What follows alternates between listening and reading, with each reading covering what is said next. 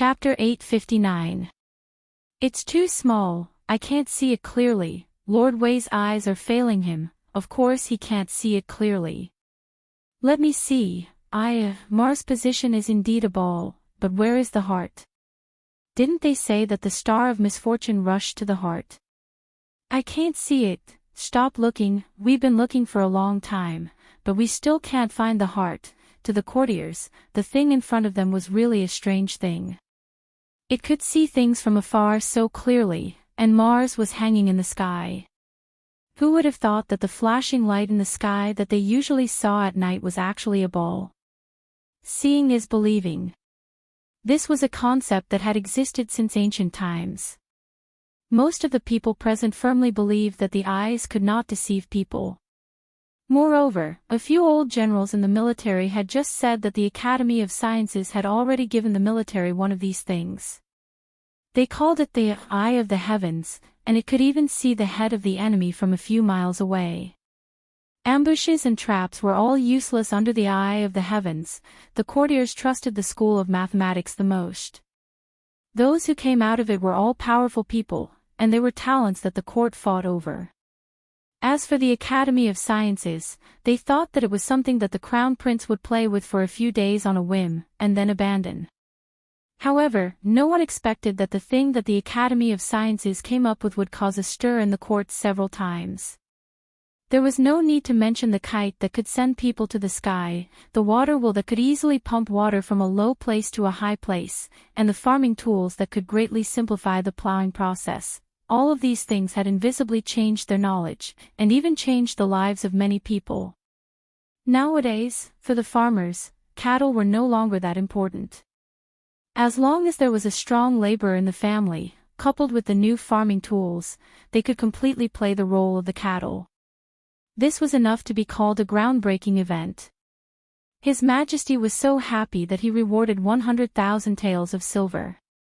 After such a short period of time, the Academy of Sciences came up with such a magical device, and it was a great eye-opener for everyone. Of course, many people knew that today's event would not be as simple as looking at the stars. The matter of Mars guarding the heart had caused an uproar. Now there was a rumor among the people that Her Royal Highness was the Mars Bane. It was the princess who offended His Majesty. How could the Academy of Sciences not have any ulterior motives for holding a stargazing event at this time that involved a sensitive topic like Mars? Cui Qing's face was somewhat gloomy. He had already guessed the purpose of this stargazing. He glanced vaguely in a certain direction, and the official nodded slightly. The telescope that was used to observe Mars was the one with the highest observation distance and the best quality. However, if it was used to observe the moon, it didn't have such high requirements. Apart from that one, there were a few others of slightly inferior quality, but they were more than enough to watch the moon. Sir, is there really no Chang'e on the moon? The proud Lolita ran over from afar. She had just seen the moon through that strange thing. That bumpy, ugly thing was not the moon she had imagined. The moon in her heart had Chang'e, the jade rabbit, and the beautiful osmanthus tree. The moon palace was not like that. Li Yi shook his head helplessly. The proud Lolita asked pitifully, "Is there no osmanthus tree or the moon palace?" Li Yi could only shake his head. What about the jade rabbit? There should be a jade rabbit. Li Yi still shook his head. The proud Lolita was very sad. She threw herself into Li Yi's arms sadly, and her tears were about to fall. Li Yi stroked her hair. Although it was indeed a little ruthless and cruel to burst a girl's dream, Shanning had grown up. Compared with the cruel world she would recognize in the future, it was nothing at all. Her Royal Highness threw herself into the arms of a man. In the eyes of the other officials around, it was certainly a little unbelievable, but the situation in front of them was a little different. County Marquis Li was the master of Her Royal Highness, so his identity was naturally closer. His Majesty doted on the little princess the most. She was usually simple-minded, and when she was sad, it was inevitable that she would do something beyond the bounds of propriety. However, everyone deliberately ignored this scene. With His Majesty's love for her, even the censors did not dare to step forward to criticize her. The proud Lolita wiped the non-existent tears, secretly glanced at the master, and then secretly glanced at Brother Drunkard next to him, and generously held the master's hand. He was sad just now, and sad people could have a little preferential treatment. In the field, Li Xian had already taken out a model of the sun and the moon and was fiddling with it. As for Earth, which was the land they were on, Li Yi did not allow him to tell the people present that the land they were stepping on was actually a ball. It was just that a board with the surname Fong was used to replace it. This was to avoid some unnecessary trouble. We know that the sun and the moon are both in the sky. After the sun sets, the moon rises, but this is not absolute. In fact, we often see the situation of the sun and the moon in the same sky, but because the sun is too strong, we can't notice it. There were 3 people from the Academy of Sciences holding the model of the sun, the moon, and the earth respectively. Li Xian stood at the side and waved his hand. After the 3 people moved their positions, according to the order of the sun, moon, and earth, they formed a straight line. When the moon runs to the middle of the earth and the sun, it will block a part of the sunlight, casting the shadow of the moon on the earth. People who are shrouded by the shadow of the moon can't see the sun that is blocked. This is what we call heavenly dog swallowing the sun. This principle was very easy to understand. In addition, there were 3 people there holding the model to demonstrate, and the 4th person lit a candle to simulate the sunlight. Indeed, a black shadow appeared on the earth. Someone stood on the earth and took a look, and immediately came to a realization, so that's how it is. Li Yi glanced at the official. When Li Xian chose the actors, he was too sloppy. This acting was a little exaggerated. Although it was exaggerated, the principle was still the same. He didn't come up with any new theory. He just used the concept that everyone already had to explain the cause of the solar eclipse in a vivid manner. None of the people present were stupid. If they still couldn't figure it out, they wouldn't be here today. Li Xian waved his hand, and the position of the 3 people changed again. Using the same principle, if the moon runs to the opposite side, and the earth is between the moon and the sun, then the moon will leave the earth's shadow. This is what we call heavenly dog swallowing the moon. The place suddenly became a little quiet. After listening to the Crown Prince's explanation, they were surprised to find that the principle was actually so simple. At the beginning, the Crown Prince had already used a very simple example to tell them that the moon itself couldn't shine. Otherwise, there wouldn't be a full moon and a half moon. Although this was contrary to their previous beliefs, the Crown Prince's reasoning was reasonable. They just needed to think about it for a while to understand it. After that, everything else was natural. Heavenly dog swallowing the sun, heavenly dog swallowing the moon, heavenly dog. Even if they hadn't heard the Crown Prince's explanation, they still didn't believe it. If the sun and moon had already been swallowed by the heavenly dog, could it still spit them out? Wouldn't the heavenly dog find it disgusting to stutter so many times? A bunch of nonsense. This is simply a bunch of nonsense. Just as everyone lowered their heads in contemplation and the place became quiet, a voice suddenly rang out from the crowd. An old man walked out from the crowd and said loudly, "The book of history says that only when she is at peace, Judah is subverted, Shin is confused by wine, Bianguan is separated, Tianji is disturbed, Xia abandons Ju Si. It is the new moon of the autumn season." The old man looked at Li Xian and said indignantly, "Every heavenly dog swallowing the sun means that the Son of Heaven doesn't cultivate virtue, and the heavens are warning, this is." Li Xian looked at him and asked. The old man said righteously, "I am the imperial astronomer. The book of history says." Li Xian looked at the imperial astronomer, took out 2 pieces of silver, one big and one small, and held them in his fist. He looked at the old man and asked, "Then did the book of history say that if I let go, which of the 2 pieces of silver in my hand will fall first?" Note, the imperial astronomer superior is called the imperial astronomer. Chapter 860. It was within everyone's expectations that the imperial astronomer would stand up to refute the crown prince. Stargazing, divination, and calendar calculation had always been the duty of the imperial astronomer. The crown prince's words just now were reasonable and his demonstration was vivid.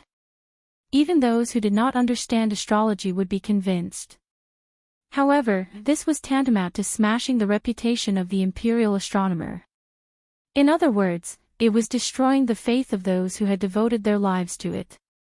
However, no one expected that after the imperial astronomer stood up, the crown prince did not refute him. The change was so fast that it was even a little confusing. Moreover, although the imperial astronomer was old, he was not muddle-headed. The difference between the two pieces of silver was so obvious. Surely he could not be mistaken. When it came to the issue of faith, the imperial astronomer could still be neither servile nor overbearing in front of the crown prince. He looked at the crown prince's hands and said, although the imperial annals did not say it, the crown prince should not think that this old man is muddle-headed. If your highness let go at the same time, the heavier silver will naturally fall first. Dong! Li Xian let go of his hands. The two pieces of silver fell to the ground and also hit the old imperial astronomer's heart. The surrounding officials were also in an uproar. This did not make sense. Could there be a trap? The imperial astronomer did not believe it. He picked up the two pieces of silver, weighed them, and tried them with his own hands. He then took out two pieces of different sizes and tried them again. He murmured, "How could this be? How could this be?" Not far away, Prince Ning smiled and said a few words in Emperor Jing's ear. Emperor Jing was slightly surprised, but a smile also appeared on his face. This child, Xing Zumo pulled on Li Yi's sleeve and asked curiously, "Why?" Li Yi turned his head and glanced at her. He said, "I can't explain it in a short time. When we go home tonight, I will explain it to you slowly." Ahem. Not far behind the two, the capital governor, Lord Xing, coughed heavily. An official next to him asked doubtfully, "Lord Xing, are you not feeling well?" Xing Shichen waved his hand. "I caught a cold yesterday. It's fine, it's fine." On the other hand, the imperial astronomer stood rooted to the spot in a daze, forgetting even to pick up the silver tails that had fallen to the ground. When he heard the discussions around him, he finally came back to his senses. Suppressing the shock and confusion in his heart, he immediately said, "These two matters cannot be lumped together." This old man was talking about the solar eclipse and the lunar eclipse. "What you just said is simply a bunch of nonsense, a bunch of nonsense." Li Xian cupped his hands politely and said, "Since the imperial astronomer thinks what I just said is nonsense, why don't you point out where I'm wrong?" "I, Li Xian, am all ears." The officials nodded in agreement at the crown prince's attitude. This was the bearing and demeanor that a member of the royal family should have. Even when he was being criticized, he was still able to maintain such a state of mind. It was truly rare. If even the esteemed crown prince was like this, then the imperial astronomer's attitude immediately put him at a disadvantage. You're wrong." The imperial astronomer opened his mouth, but only managed to utter these few words. He only knew that the crown prince was definitely wrong, and definitely would be wrong, but he simply could not point out where exactly he was wrong. What the crown prince had said just now was so reasonable, and that demonstration was so vivid and clear. How could the imperial astronomer find any mistakes? After opening his mouth a few times, he waved his hand and said loudly, "A bunch of nonsense, simply a bunch of nonsense." Li Xian continued to ask politely, "Since it's nonsense, may I trouble the imperial astronomer to tell me where the nonsense is?" In short, a bunch of nonsense. "My lord, you're being a little unreasonable." Li Xian was not the only one who thought that the imperial astronomer was being unreasonable. Most of the people present felt the same way. Even if the crown prince was wrong, as long as the imperial astronomer gave a basis, everyone would be able to come to a conclusion. However, it was obvious that the crown prince had always been reasonable and polite. The imperial astronomer only understood the words "a load of nonsense." It was obvious that the imperial astronomer was being a little unreasonable. The smile on Li Xian's face had already disappeared. He looked at the old man and said coldly, "I'm trying to reason with you. If you continue to be unreasonable, the Academy of Sciences and the Crown Prince's residence will not be so easily bullied." The old man shuddered when he looked at him, but he suddenly laughed maniacally and said, "I remember now. You just said that the lunar eclipse was the shadow cast by the Earth on the moon. In that case, the shadow of the Earth on the moon should be extremely square, so why is it curved?" The moment these words were spoken, the entire place fell silent once again. Many people thought about it and nodded slightly. The imperial astronomer's words made a lot of sense. If the crown prince could not explain, then his previous judgment was very questionable. A thoughtful expression appeared on Li Xian's face. He nodded and said, "What you said makes sense." A smile appeared on the imperial astronomer's face. "So you admit that you're talking nonsense?" Li Xian thought for a moment, then said, "It's all thanks to the imperial astronomer's reminder. Since the sun is round, the moon is round, and even Mars is round, and all the stars we see with this object are round, why can't our Earth be round in the same starry sky?" He suddenly clapped his hands and said in sudden realization, "That's right, no wonder the shadow of the Earth on the moon is curved.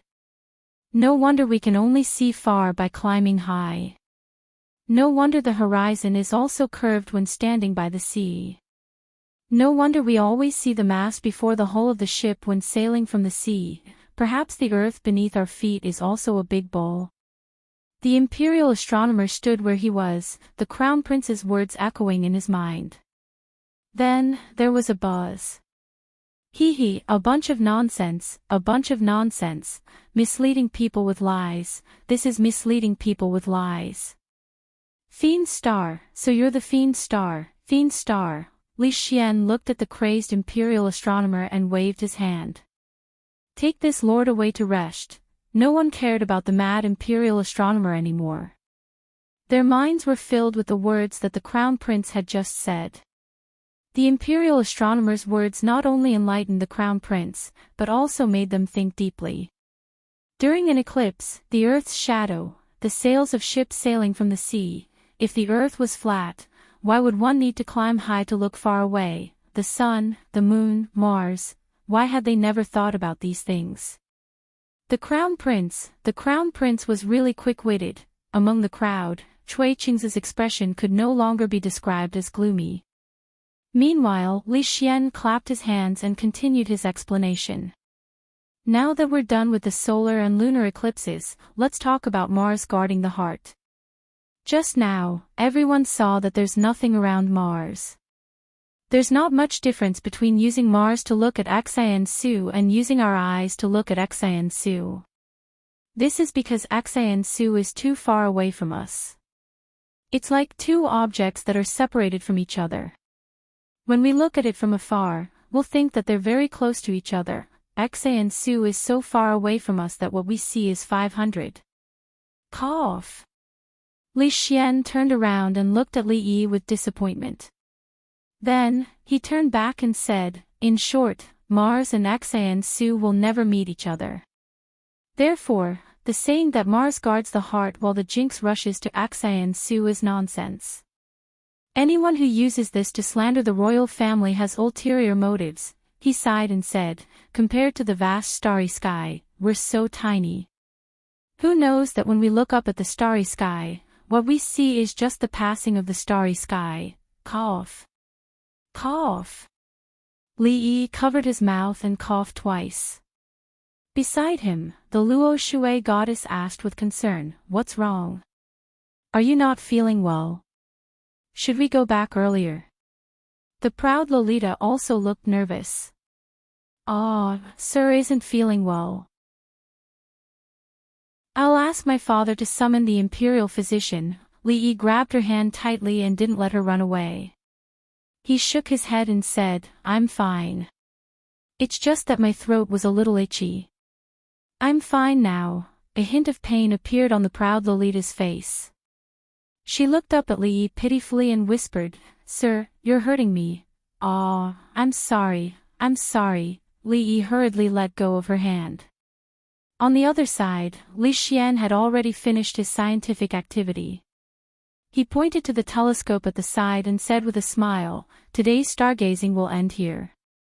If anyone still wants to see the full picture of Mars, please go ahead. As soon as he finished speaking, the crowd surged towards a certain direction. Chapter 861. The Stargazing Conference opened the eyes of all the officials and nobles present. His Royal Highness convinced people with reason, crushed the imperial astronomer unilaterally, and completely overturned the rumors that had been circulating for hundreds of years. This was not the first time that the Academy of Sciences had subverted tradition. Even people could grow wings and fly to the sky, which proved that the heavenly hound that they didn't believe in actually existed. This was also within the range of their psychological tolerance. As for the fact that the ground under their feet was actually a big ball, for a while, some people still found it difficult to accept.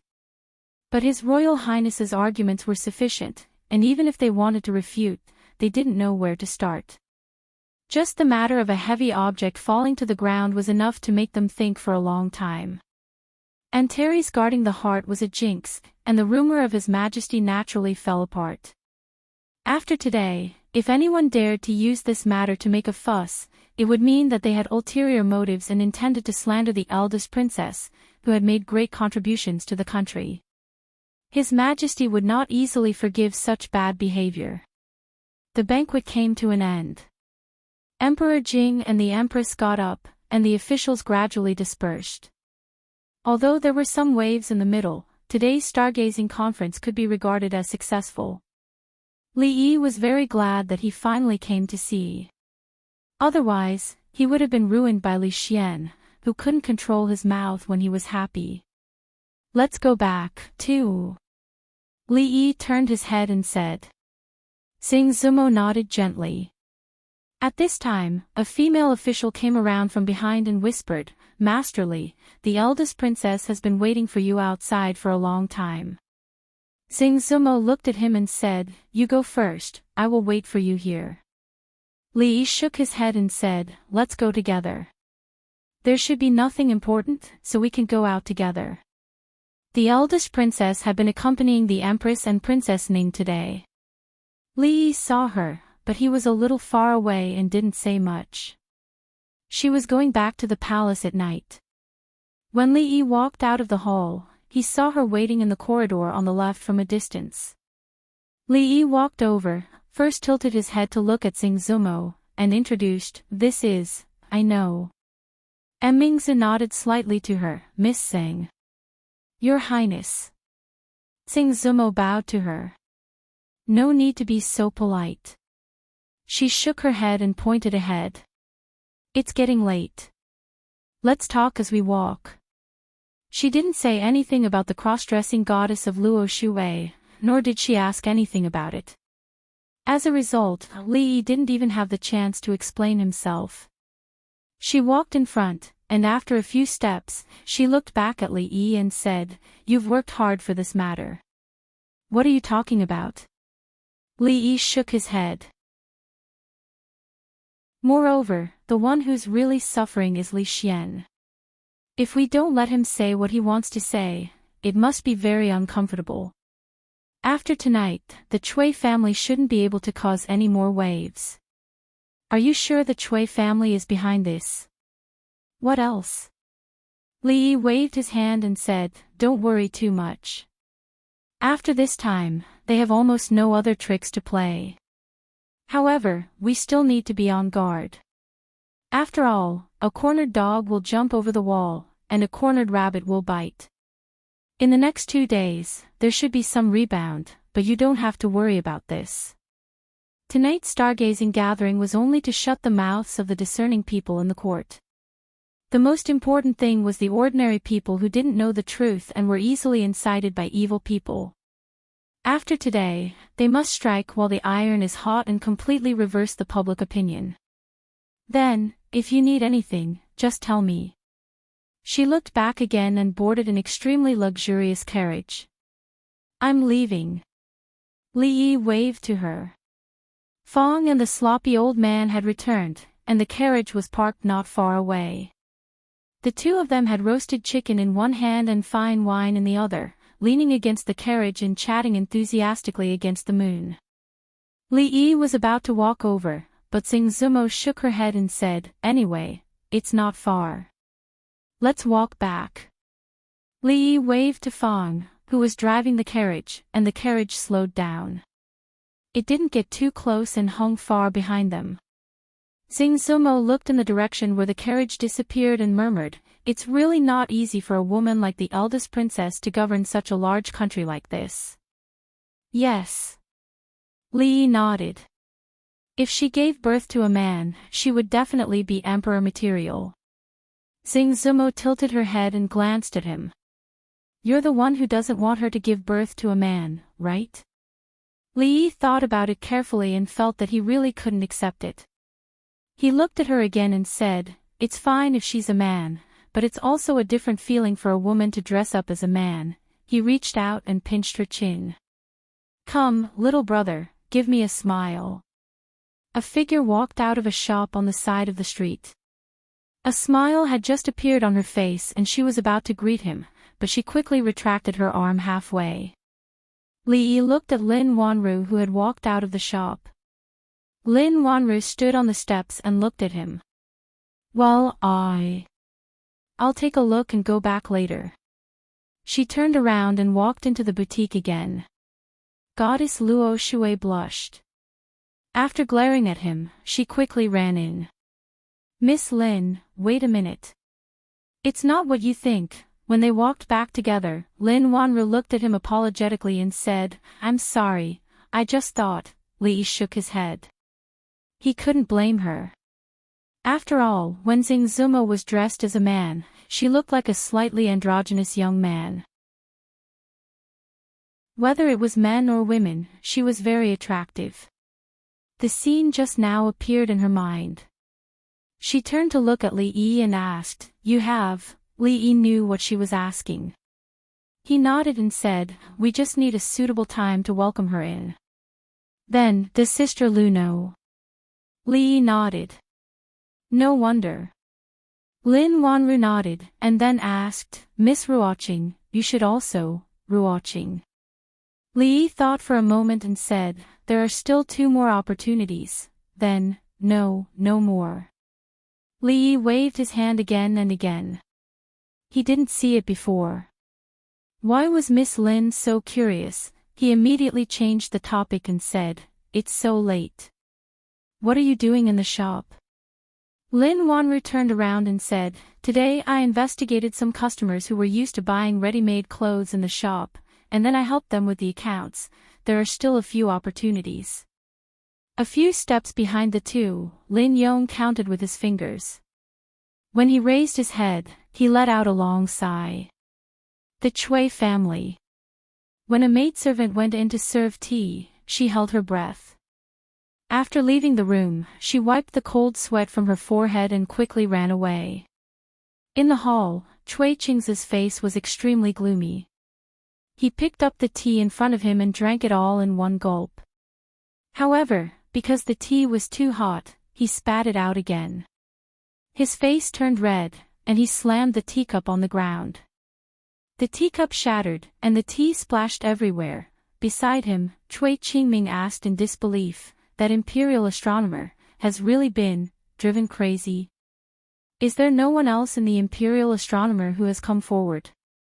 Chui Qingzi slapped the table and said angrily, "Who would have thought that the thing in the Academy of Sciences could even be seen by Yinghua?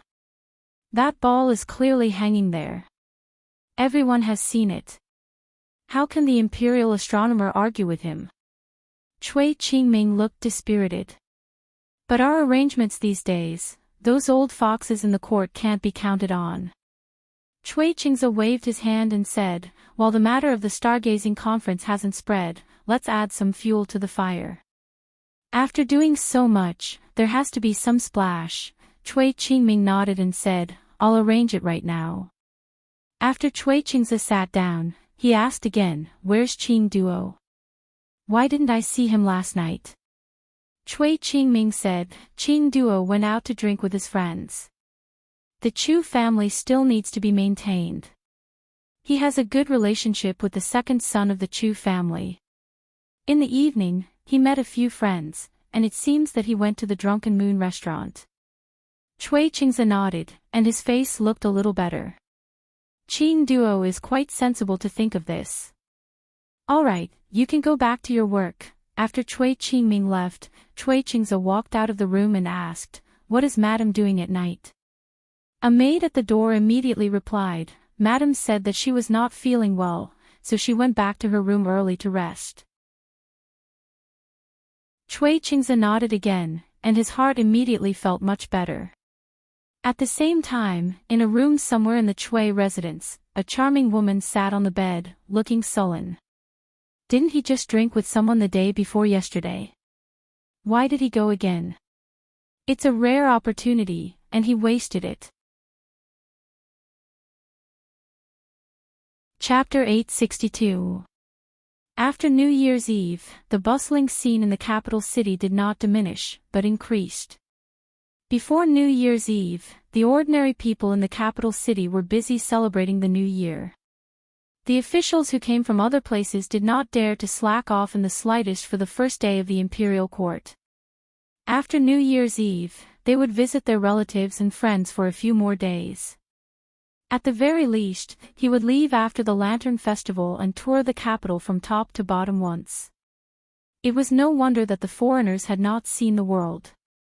Today's capital city was changing day by day. It was very different from what they remembered in the past. There were many interesting places, but they could not see enough.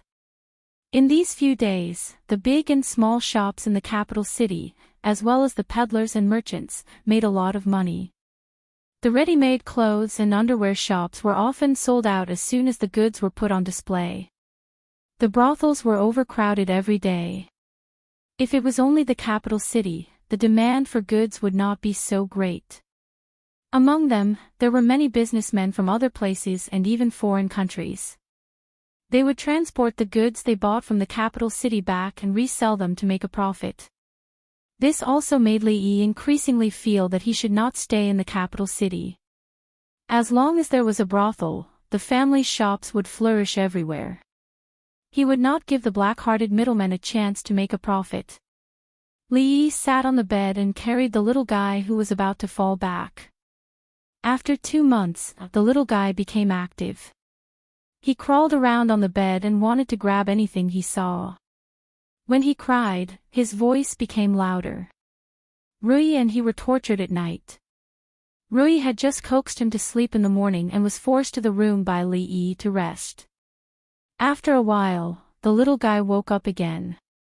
He was full of energy and seemed to be full of energy. Li Yi just sat on the bed and thought about something. The little guy did not know when he fell asleep again. He asked Xiao Huan to come over and look after him. Other than Rui, only Xiao Huan hugged him and he would not cry no matter how long it took. When he walked out of the door, he happened to see the sloppy old man limping in from the outside. Although Su was older, he was still a guru. The number of people in the world who could hurt him could be counted on one hand. It was even more impossible for him to sprain his ankle while walking. It was because he had made some progress in martial arts recently.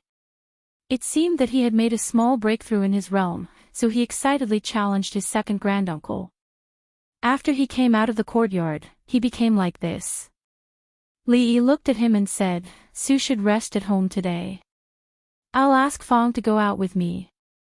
The old man was already in such a state, yet he still wanted to trouble him to accompany him. It would be suspicious if he was abusing the old man. It doesn't matter.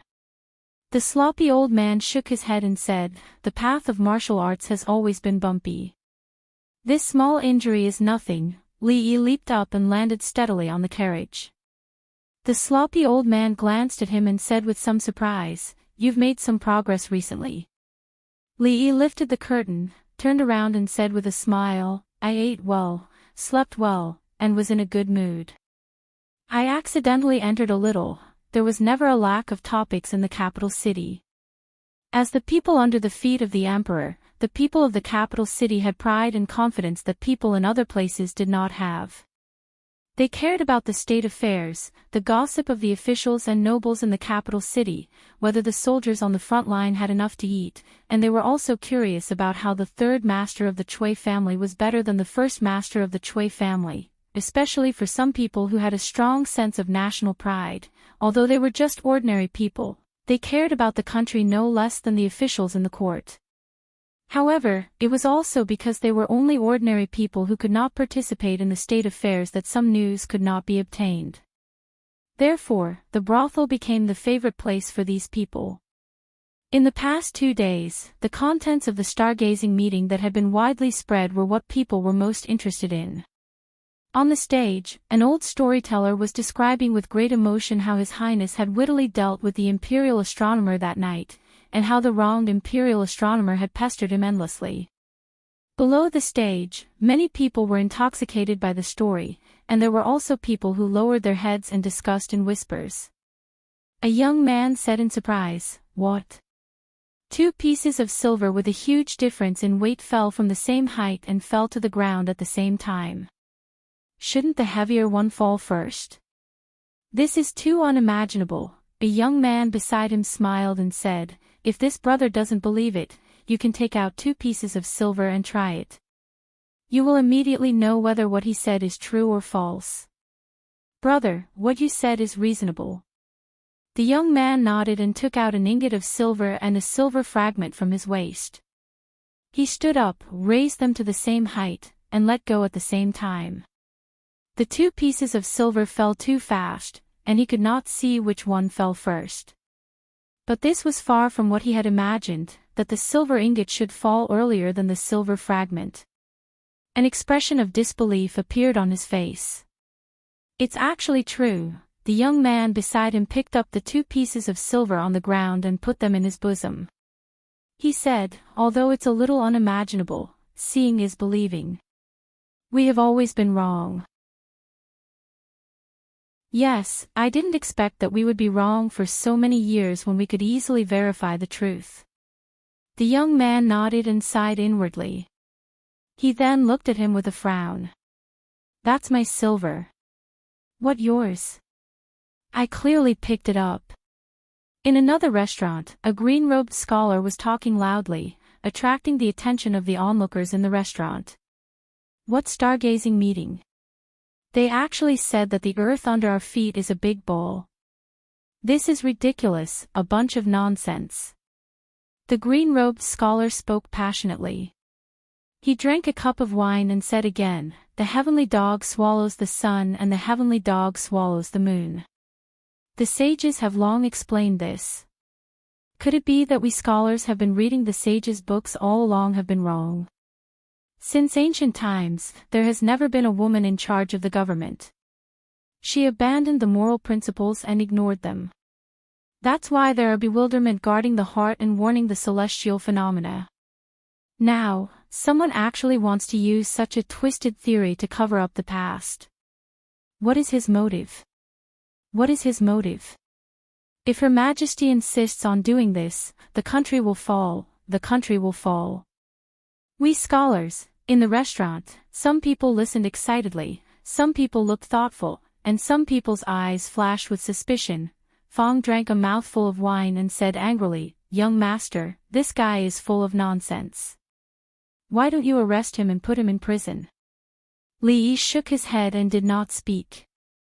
The sloppy old man tore a chicken leg and said lightly, "The Jing kingdom does not convict people based on words. The emperor is muddle-headed, and the officials and the people can be scolded. These scholars are the most united. If you arrest one of them, countless more will appear. In this way, the world will be in chaos." Fong slapped the table and said, "Is there no way to deal with him?" As soon as he finished speaking, there was a noise at the door. "Hey, where did the beggar come from? You can't go in here, I want to find my husband." "My husband is inside. What do you mean by your husband?" "Go, go, go. I'll give you a bun. Go quickly, my husband will be the top scholar in the future. I want to see him, top scholar." The waiter was slightly stunned when he heard the ragged woman's words. The woman took this opportunity to break in. She quickly walked to the green-robed scholar, grabbed his sleeve, and said excitedly, "Husband, I finally found you." She pulled out a 5 or 6-year-old girl behind her and quickly said, "Young man, hurry up and greet Daddy." Chapter 863. The little girl raised her head and looked at the young man. She blinked her big watery eyes and said timidly, "Daddy." The scholar in cyan shirt was talking with his saliva flying everywhere. He had already thought that after this matter, he would probably have a way to become an official. He was stunned by the sudden scene in front of him. When he came to his senses, he saw the ragged woman pulling his sleeve. He immediately waved his hand in disgust and said angrily, "You must have mistaken me for someone else. Who is your husband?" The woman pushed the messy hair off her forehead and said hurriedly, "Husband, don't you know me?" I'm Yang." The young scholar's face changed. Was it really a love affair that he had gotten into on his way to school? But he couldn't remember when he had a love affair with this woman named Yang. Now he had a family, and his wife's family had some power in the capital city. Usually, he relied on his father-in-law to help him. Even if he really had a love affair with her, he couldn't admit it at this time. He suddenly shook his sleeve and said loudly, "I don't know you. You must have mistaken me for someone else." The woman was stunned and looked at him in a daze. The excitement on her face gradually disappeared, and her face turned gray. "In order to find you, I took young man on the road for a year. When we finally arrived at the capital city, young man was seriously ill. If it weren't for a kind-hearted person, she would have. She said in a desolate voice, "I know, you already have a family in the capital city. I won't disturb you anymore. I will raise young man alone." The little girl looked up at the young scholar with tears in her big eyes. "Mother, father doesn't want us anymore." The woman wiped away her tears and said, "Young man, I mistook you for someone else. Let's go. I'll take you to find your real father." After saying that, she took the little girl's hand and left without looking back. In the restaurant, the young scholar stood there in a daze. Looking at the disgust in the eyes of the people around him, he opened his mouth, but in the end, he didn't say anything and left gloomily. "He looks like a dog, but I didn't expect him to be such a cruel and unscrupulous person. She's just like Chin Shimmy from the drama.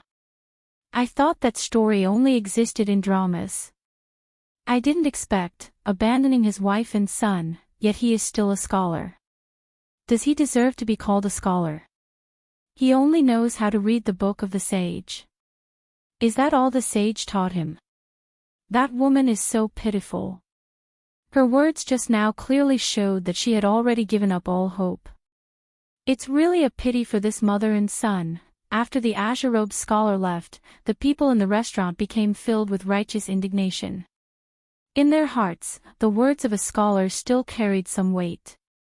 These people read the book of the sage and preached great principles. However, what principles could a beast in human attire, who could even abandon his wife and son, say? One of them shook his head and said, "Her Royal Highness has never paid attention to such slander. Her Royal Highness only cares about the people of our Jing country. These days, how many new laws have been implemented, how many people can afford to eat, and how many people can afford to study? They don't even think about how much their wives and children have received from Her Royal Highness. These people are cruel and unscrupulous." Another person said indignantly, "If this is a jinx, then I hope that there will be more jinxes like this in our Jing nation." in the restaurant, many people revealed ashamed expressions. Just now, when they heard that heartless and unscrupulous person speak so eloquently, they almost believed him. Among them, how many of them had benefited from Her Highness?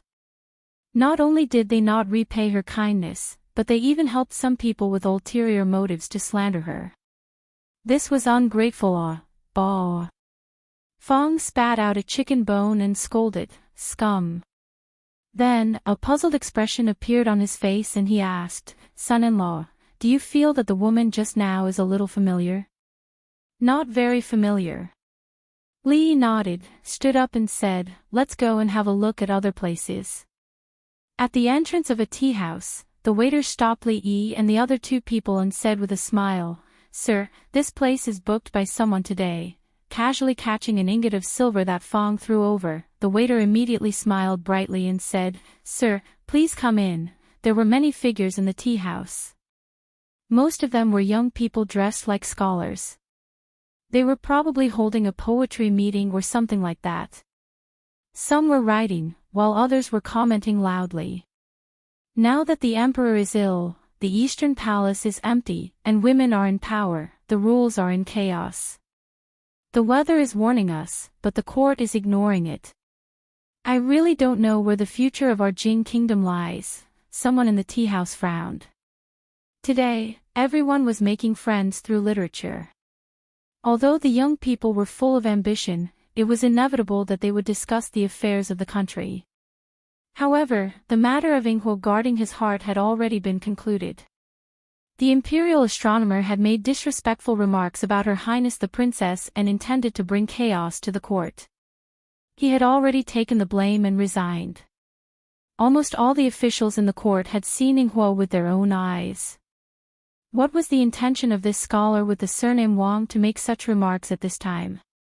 The people of my generation who study, the scholar with the surname Wang had only just started his sentence when he was interrupted by a voice.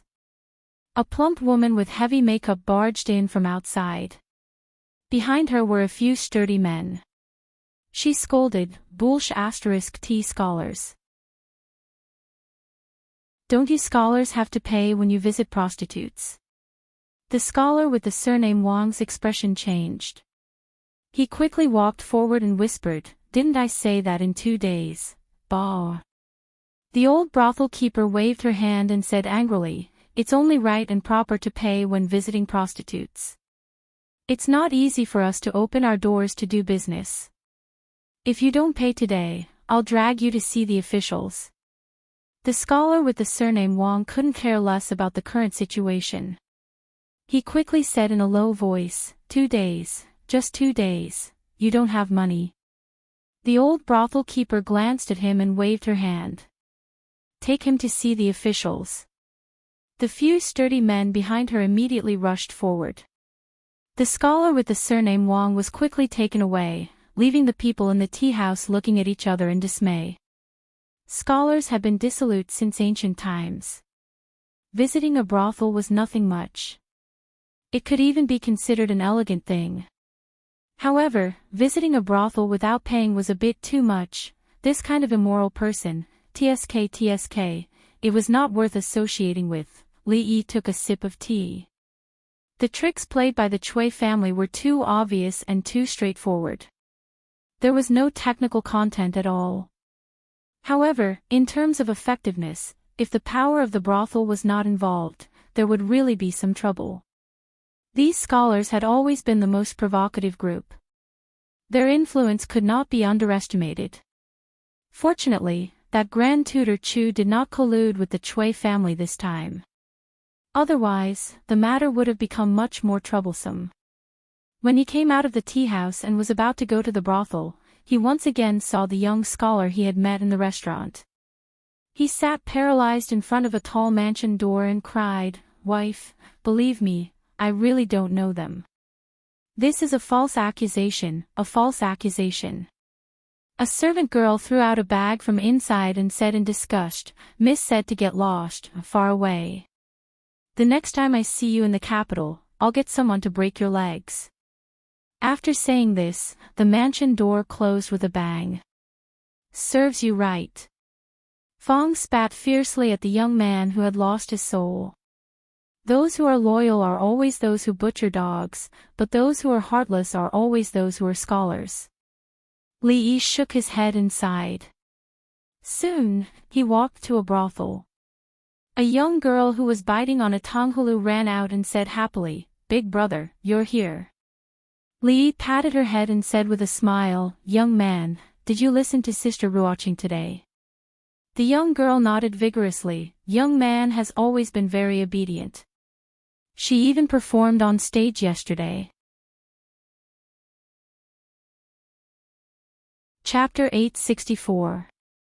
Fuma, take a closer look. It says that Qin Xianglian is 32 years old and is suing the emperor's son-in-law.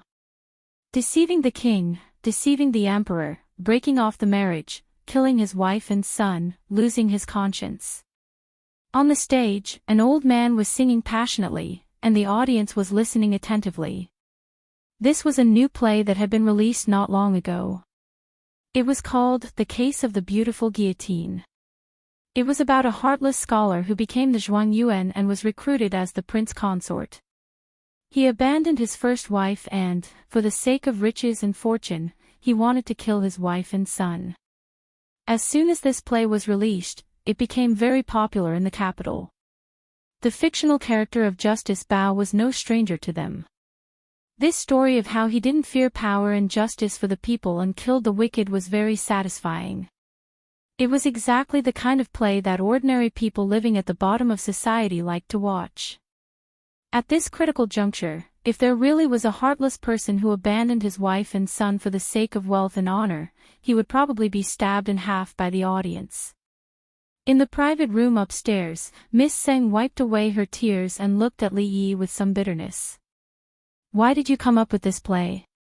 Needless to say, she, who was overflowing with sympathy, naturally sympathized with Qin Xianglian and her son. Wan Ruoqing was used to such scenes. She had seen this play countless times, from the script to the arrangement to the introduction of the stage. Naturally, she would not be touched at this time. She smiled and said, "This is just a play. If it wasn't so complicated and bizarre to stir people's emotions, not many customers would be willing to watch it." Xing Zumo looked at her and curled her lips. "You only know how to speak up for him." Wan Ruoqing could only shake her head and smile. Li Yi looked at the goddess of Luo Shui and defended himself. Art comes from life, but it is higher than life. Although it is a play, it also reflects the reality of society. Today, when I was eating in the restaurant, I saw a real-life Chin Shimi. "You are too naive and don't understand the ugliness of this world." He thought of something and said, "Oh right, if you have the chance, help me thank the Madam of the Jade Courtyard. If it wasn't for her this time, there might have been some trouble. She has never been someone who likes to suffer losses." Xing Zumo shook her head and said, "I came here this morning to talk about the conditions. The new styles of the lingerie workshop will be supplied to them first. These were all unimportant matters. After the failure of the imperial astronomer, the Chui clan was still too naive to think that they could use these scholars to stir up the storm. They were but a plate of loose sand, and their usefulness was very limited. He just didn't know what kind of tricks they would use next time after they failed again. It wasn't that they hadn't considered solving the problem once and for all. However, how could a family that had existed for hundreds of years in the Jing kingdom fall so easily?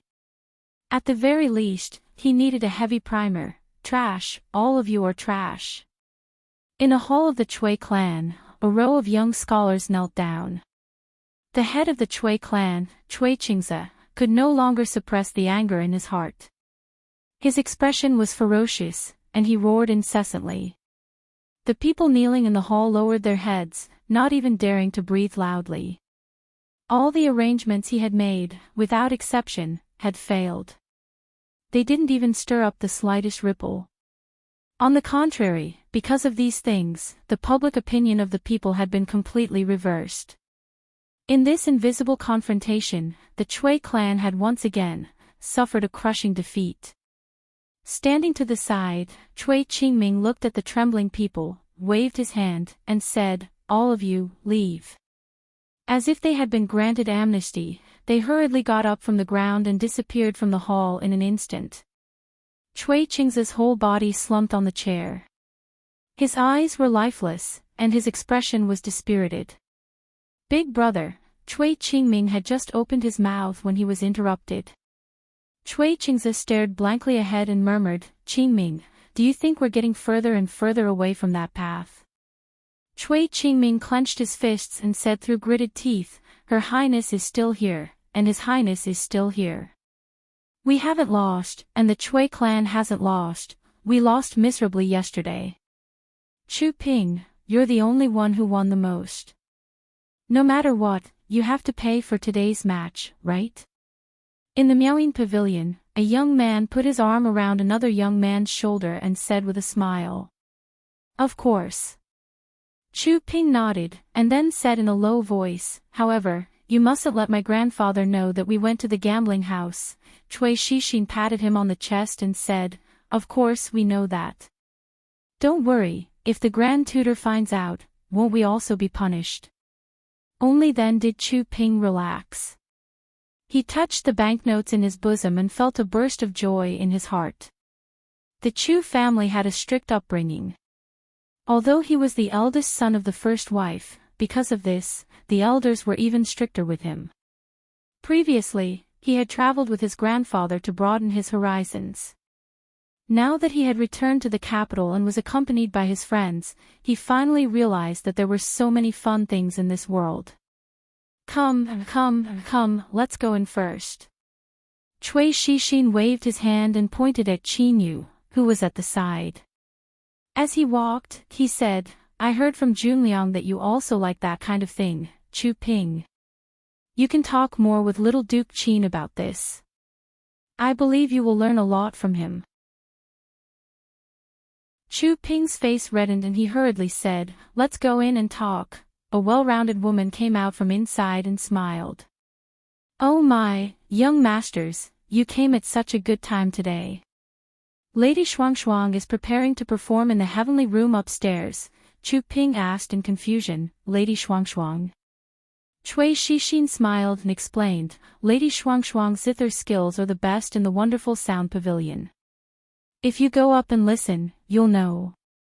You have a deep understanding of the zither. Perhaps you can even compare notes with Lady Shuangshuang."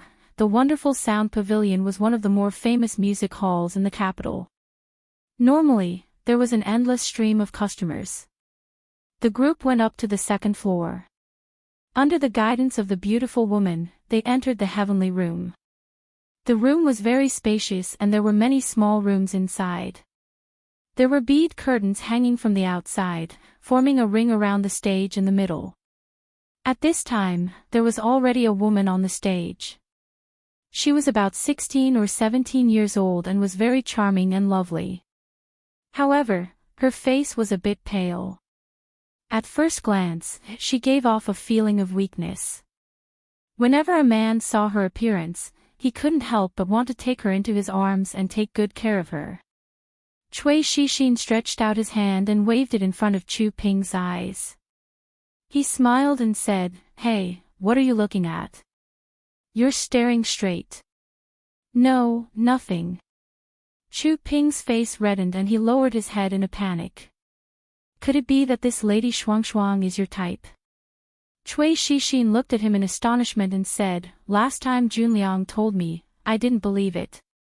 So it turns out that you really do like this sickly appearance, but..." He shook his head with a bit of pity. "But what?" Chu Ping immediately raised his head. "This Lady Shuangshuang is a good woman. It is said that her family isn't very well off and her body is also very weak. She only occasionally plays a song here. I'm afraid you'll be disappointed this time." Cui Shixin's words contained a bit of regret that was difficult to conceal. Although the wonderful sound pavilion was a music hall, it was also a business of secret prostitution. Of course, this place was naturally of a much higher class than the brothels outside. There were also simple musicians, and this Lady Shuang was one of them. His tone changed and he said again, "A fair and graceful lady is a gentleman's desire. If you, Chu Ping, really like her, then boldly pursue her. With the Chu family's noble status, it is not impossible for you to obtain Lady Shuang's heart." At this moment, the sound of the zither rang out. Chu Ping closed his eyes and listened attentively for a while. Then he opened his eyes and said in admiration, "Lady Shuang's zither skills can already be considered a master." Cui Shixin patted his shoulder and said, "Don't be sad. In a moment, I'll arrange another one for you." Isn't she just the sickly type? As long as you have money, you can find anything. However, don't even think about the one who let us in just now. That's young Duke Qin's. Chu Ping looked at the beautiful woman from just now and immediately shook his head. He sighed in his heart. This young Duke Qin's preferences were truly unique. Chapter 865. Inside the heaven room, the music of the zither was pleasing to the ears. Aside from this music, there was no other noise. After all, those who could come here to listen to music were at least semi-refined people.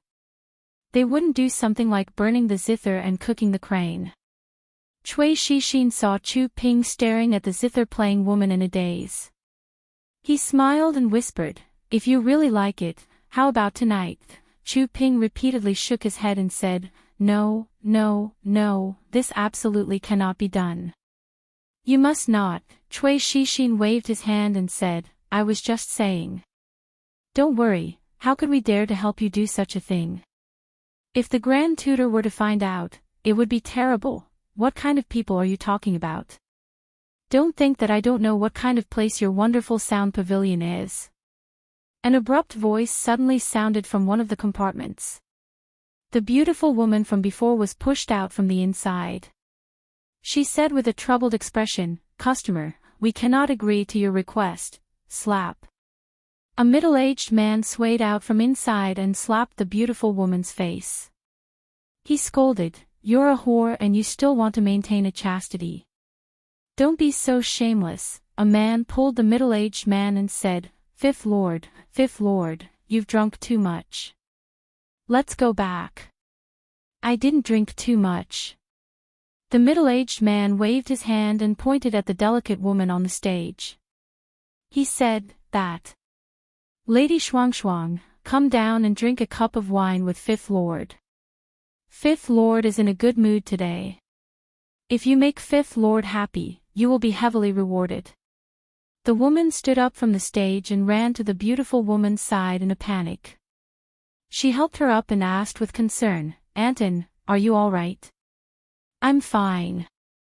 The beautiful woman covered her face, but she still smiled at the middle-aged man and said, "Guest, Shuang is truly a pure woman. If you like her, I can find another." The middle-aged man slapped her again and drunkenly said, "I'm giving you face, but you don't want it." The woman quickly pushed the beautiful woman behind her and said in panic, I'll drink with you." The middle-aged man revealed a smile and reached out to touch her small face. "That's more obedient." The woman didn't expect him to be so touchy. She subconsciously dodged and whispered, "You, please behave yourself." The middle-aged man's face instantly darkened. He slapped her face again and said angrily, "You refuse a toast only to drink a forfeit. Do you know who I am?" The young girl's body was thin and weak to begin with. After receiving such a heavy slap, she staggered and almost fell to the ground. When she raised her head, her eyes were filled with tears, and there was a trace of blood at the corner of her mouth. From the surrounding cubicles, figures started to walk out one after another.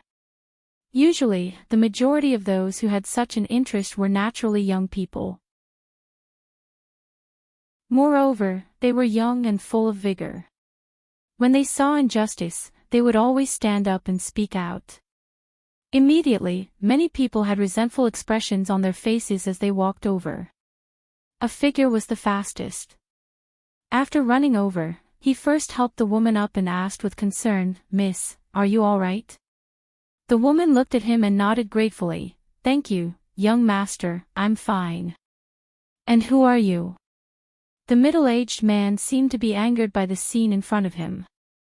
He reached out to pull the young man's shoulder, but his wrist was caught midway. Scram! Qin Yu suddenly swung his hand and looked at the middle-aged man in front of him. The middle-aged man staggered and looked at the young man in front of him. His expression suddenly changed and he seemed to have sobered up. He blurted out, "Why are you here?" Qin Yu didn't even look at him and said lightly, "I'll count to 3. If you don't scram, I'll get someone to help you." The middle-aged man's expression changed again and he said in a low voice, "This is outside. You should at least give me some face and leave some face for the Qin family. 3. I'm your 5th uncle. 2. You don't even care about the Qin family's face. 1. The middle-aged man didn't move, but the big man behind him suddenly carried him and quickly ran to the stairs. In the blink of an eye, they disappeared in front of everyone. Chu Ping looked at Qin Yu in disbelief and murmured, "This, boring." Qin Yu waved his hand and said, "You guys have fun, I'll leave first." Chu Ping was stunned for a moment, then he looked at the woman and asked with concern, "Are you okay?" The delicate woman bowed to him and said gratefully, "Thank you for saving me just now, young master." "I can't thank you enough." Chu Ping looked at her face and hurriedly said, "You're bleeding, quickly go and apply some medicine." The beautiful woman squeezed out a smile and said, "Thank you for today's matter, young masters. Please sit here for a while, I'll let Shuangshuang come out later to properly thank you young masters." The song just now was not finished. After such a thing happened, the beautiful woman quickly arranged for a musician to replace it. However, the people who had already sat back in their rooms didn't have much mood to enjoy it. In a compartment somewhere, someone said in surprise, "The one who used alcohol to act crazy was the Qin family's 5th master." A person nodded and said, "He just called himself young Duke Qin's 5th uncle. It should be true." That person was puzzled. Then why did Qin 5th master treat him? The person who just answered looked at him in surprise and asked, "You don't know?" That person was even more puzzled. "What do I know?" After a while, after listening to his companion next to him explain what had happened, he opened his eyes wide and said in disbelief, "No way, after doing such an immoral thing, he can actually act like this." Someone who knew the situation shook his head and said, "This matter caused a great stir in the capital city, even the Qin family couldn't suppress it. Later, it should be the Cui family and His Highness King of Shu who helped to suppress the matter with great difficulty. In that case, this Qin family's 5th master can be considered a pitiful person." That person showed a look of pity and said, "This is simply a great shame. He must hate the Qin family, the Cui family, and His Highness King of Shu to death. What's the use of hating him? What can he do? Among these people, who can he afford to offend?" Someone sighed and said, "It is also because of this matter that this Qin family's 5th master only knows how to drink and have fun all day, drowning his sorrows in alcohol. At first, he went to the brothel every day, but recently, he seems to like going to the brothel to watch the shows. After suffering such a great shame, he can still appear in front of everyone openly. He can be considered an anomaly." The one who just stood up seems to be the young master of the Chu family.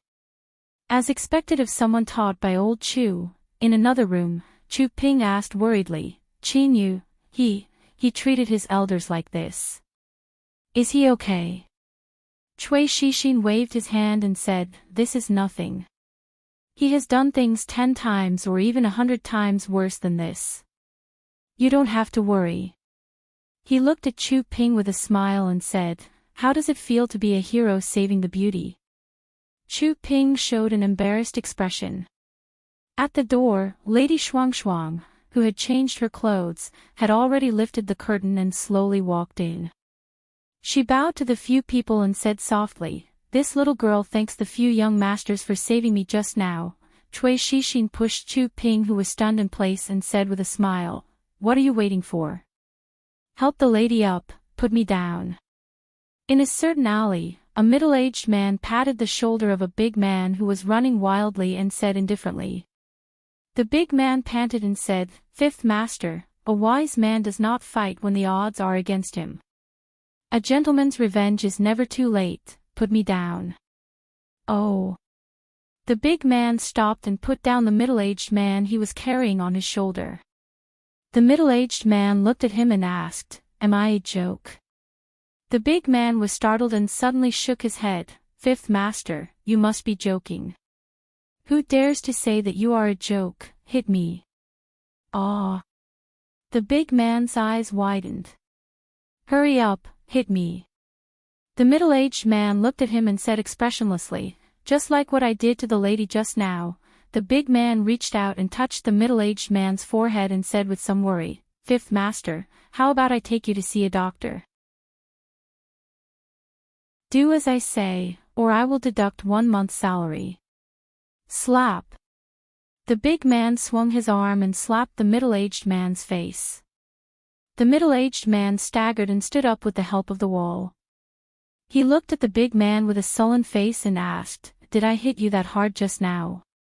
"Very hard." The big man scratched his head and said with an apologetic smile, "I'm sorry, Fifth Master. How about we try again?" Chapter 866. The period from the Spring Festival to the Lantern Festival was the busiest time of the year for the brothel. Li Yi sat in front of the window of the small building, writing the latest plays. The reason why the brothel could be so popular was because of the endless wonderful stories and the essence of the culture of the Huaxia people for thousands of years in his mind. Obviously, the old-fashioned scripts from the brothel could not meet the needs of the people. Wan Ruoqing pushed the door open and came in with a food box in her hand. She said softly, "I've been busy all morning. I cooked some porridge. Have some." "It's okay. Put it there. I'll eat it after I finish writing this part." Li Yi raised his head and said, but his stomach was growling.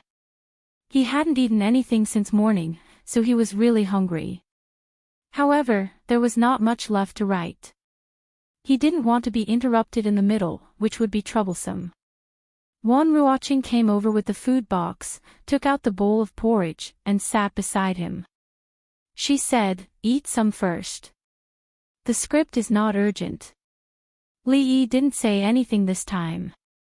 He picked up the spoon with one hand, and the other hand was not idle. He drank a mouthful of porridge, wrote a line of words, and then drank another mouthful. He was thinking about whether it was suitable to use a certain plot here. The spoon in his left hand gradually stopped in the air. Then, a soft hand took the spoon from his hand and brought the spoonful of porridge to his mouth. Wan Ruoqing smiled and said, "You can't do 2 things at once. Let me do it." Li Yi smiled awkwardly and said, I'm sorry. Only a hedonistic young master from a wealthy family could enjoy such treatment. It was too extravagant and depraved." In order to express his uneasiness and apology, Li Yi decided to write another 20% discount. Only then would he be able to gain some peace of mind. Li Yi swallowed the porridge she fed him and asked casually, "How are the children recently?" "These days, they are learning something from the old people in the brothel." Wan Ruoqing nodded and said, "It's not a good idea to keep doing cleaning work. Learn more, and you can support yourself in the future. It's up to them whether to stay in the brothel or choose other jobs." Li Yi felt that this was a good idea. Although they were all children, there were still some very talented ones among them. They grew up in the brothel, so their feelings for this place were naturally extraordinary. If they were trained well, they might be entrusted with important tasks in the future. Then, they talked about the brothel. Although the script couldn't be finished, the porridge would eventually be finished. When Ruoqing put down the bowl, there was no point in continuing. He stood up, stretched his body, and said, "Let's go for a walk."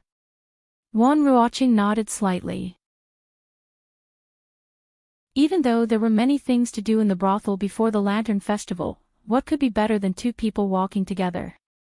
Of course, Li knew that even if it was just the two of them walking together, she would be happy for the whole day. But he didn't know that as soon as he walked downstairs, he met someone he didn't want to meet now, especially at this time. The new capital governor, Lord Singh, was dressed in casual clothes and didn't have any attendants around him. In the brothel where people came and went, it was easy to be lost in the crowd.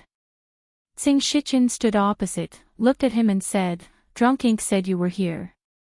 Of course, Drunk Ink knew that he was here. He came from Willow Lane. Li looked at him and asked tentatively, "What's the matter?" "What's the matter?" meant that if you have something to say it quickly or leave quickly. "Didn't you see that I have important things to do here? Don't you know that it's not appropriate for you to appear now? Can't you change the time?"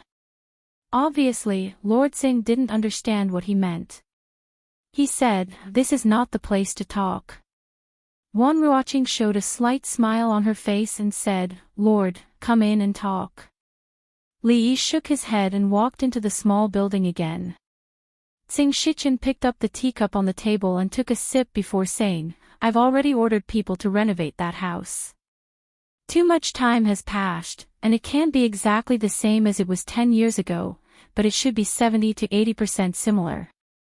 Drunk Ink's birthday is in April, so time is tight." Li nodded and said, "A few days ago, Louis found some suspicious points in the files of the Ministry of Justice. However, it was a case from 13 years ago after all.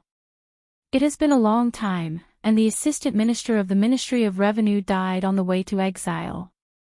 There are many clues that are hard to verify. However, this is not a difficult matter for him. He should be able to make it in time." Singh Shichin looked up at him and asked, "A few days ago, there were rumors about the eldest princess among the people. You should know who did it, right?" Li shook his head and said, "Summoning the king of Shu back to the capital to replace the eldest princess in governing the country. Naturally, it will be whoever benefits the most. Cui Qingze, the head of the Cui family, has fallen ill." Singh Shichin put down the teacup and said, "Now the head of the Cui family is the second son of the Cui family, Cui Qingming. This person is more difficult to deal with than Cui Qingze. He has always been ruthless and will do anything, even disregarding the consequences. You should be careful." He looked at Li and said, "Don't think that the Cui family only has this little ability. This time, the crown prince has disbanded the imperial astronomer, and the Cui family's rumor campaign has also been stalled among the people. Although I don't know what you are thinking, I think you don't want the king of Shu to return to the capital and replace the eldest princess in governing the country. Not to mention other things, if Grand Tutor Chu takes the lead this time, it will not be so easy to solve this matter. Grand Tutor Chu will stand up for the Cui family." Li actually had a good impression of this Grand Tutor Chu. The old man did not seem to be as pedantic as he imagined, and this time he did not stand with the Cui family to make things difficult. If it was really as Singh Shichin said, then the matter would really become troublesome. Singh Shichin shook his head and said, "According to the Grand Tutor's temperament, he won't." His tone changed and he said, "I'm afraid. Afraid of what?" Singh Shichin shook his head again and said, "I think I'm overthinking. In short, the Cui family will not let this matter go easily. You must be careful." Li nodded and said, "I know." In his heart, he had never underestimated the Cui family. Some extreme measures were not to be used until the last moment. It was better to take things step by step. After that, Singh Shichin only cared about drinking tea and did not say anything else. Li suppressed some of his thoughts and thought about the walk with Ruoqing. Seeing that Lord Singh did not seem to have any intention of leaving, he asked tentatively, "Lord Singh, would you like to stay and have a meal?" Generally speaking, when visiting someone's house at the last minute and hearing the host's invitation to stay, one should decline and stand up to say goodbye. This was an invisible tacit understanding between people. However, as soon as the words left his mouth, he regretted it, because historical experience showed that he and Lord Tsing did not have this kind of tacit understanding. As expected, Tsing Shichen put down his teacup and raised his head. Okay. After the family banquet, when Chu Ping was helping Grand Tutor Chu back to their room, he suddenly asked, "Grandfather, when will the next time we go out?" "I'm old and can't walk anymore," Grand Tutor Chu said, then raised his eyes to look at him and asked, "What, you don't like the capital and want to go out?" "No." Chu Ping repeatedly shook his head. Although the outside world is more knowledgeable, the capital also has its advantages. Grand Tutor Chu nodded and said, "These years outside, you've already seen many things. What you need now is to calm your heart and settle down. Don't follow those people outside and fool around, I know." Chu Ping repeatedly nodded and said, "I'm not fooling around. It's just that my zither skills have improved recently and I often go to the music hall to listen to music, all right." After returning to their room, Grand Tutor Chu waved his hand and said, "The Lantern Festival is approaching, you can relax a little. You can go." Chu Ping helped Grand Tutor Chu to his bed and said, "Grandfather, rest well. I'll take my leave." Miaoying Pavilion, Lady Shuangshuang. In the Chui family, Chui Qingming stood in front of the door and looked into the distance. Chapter 867. "Yes, father, Chu Ping is very interested in that Lady Shuangshuang," Chui Shixin said, then shook his head and said, "However, that Lady Shuangshuang is different from those prostitutes. She has a clean background. It seems that she only has gratitude for Chu Ping and has no ambiguous intentions." Clean background. Chui Qingming smiled somewhat mockingly and said, "I've seen many clean girls. Where did you see so many clean girls?" A voice suddenly sounded from the side. Chui Qingming turned around and said in surprise, "Madam, how did you?" The beautiful woman's face was cold and she asked, "Tell me, where did you see them?" Chui Qingming hemmed and hawed, "This matter, come in." The beautiful woman reached out and dragged him into the room, and the door was slammed shut. Chui Shixin stood at the door, shook his head, and retreated into the courtyard. After the time it took to drink a cup of tea, the door was pushed open again. Chui Qingming walked out of the room, straightened his clothes, and said, "Today, go and meet that Lady Shuangshuang in secret. In this world, there is no such thing as a girl with a clean background. As long as you promise her benefits, there will always be a condition for her to give up her innocence." A trace of doubt appeared on Chui Shixin's face. "Father, you mean?" Chui Qingming whispered a few words, and Chui Shixin showed a look of understanding. He nodded and said, "I understand. There are 2 more days to go to the Upper Yuan dynasty. Be careful, don't overreach yourself." Chui Qingming warned him again, then walked out of the courtyard and ordered a servant standing outside, "Prepare the carriage, go to the capital governor's mansion. The Upper Yuan dynasty of your Jing kingdom is really lively." Even though she had already experienced the prosperity of the capital, the scene of the Upper Yuan dynasty still made Lin Wanru marvel. The crowded streets, the lanterns that could be seen everywhere, the acrobatic performances on the streets, the fireworks that bloomed in the night sky, and the delicacies that lined both sides of the streets. She had spent several times in the capital of Qi, but what she had seen and heard back then could not be compared to what she was seeing here. If they had not seen it with their own eyes, none of the people from the Qi kingdom would have believed that the Jing kingdom, which they had always regarded as their weak neighbor, had far surpassed them in some aspects. Rui tilted her head to look at her and said with a smile, "If Sister Lin likes the capital, you can stay here for a few more days."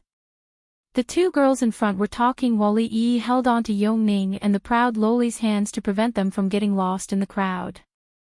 Although there were countless palace guards and experts from the Lu Alliance in the crowd, he still had to be prepared. He didn't bring the little fellow out today, so he didn't sleep for the whole day. According to his usual practice, he would sleep until tomorrow morning. Passing by a Tonghalu stall, Li Yi bought a few skewers of assorted tanghulu, gave one each to Xiao Huan, Yong Ning and proud Lolita, turned his head to look at Mississippi Lu, asked, "Want one?" "Childish." Mississippi Lu glanced at him, expressed her disdain, and picked a bunch of grapes.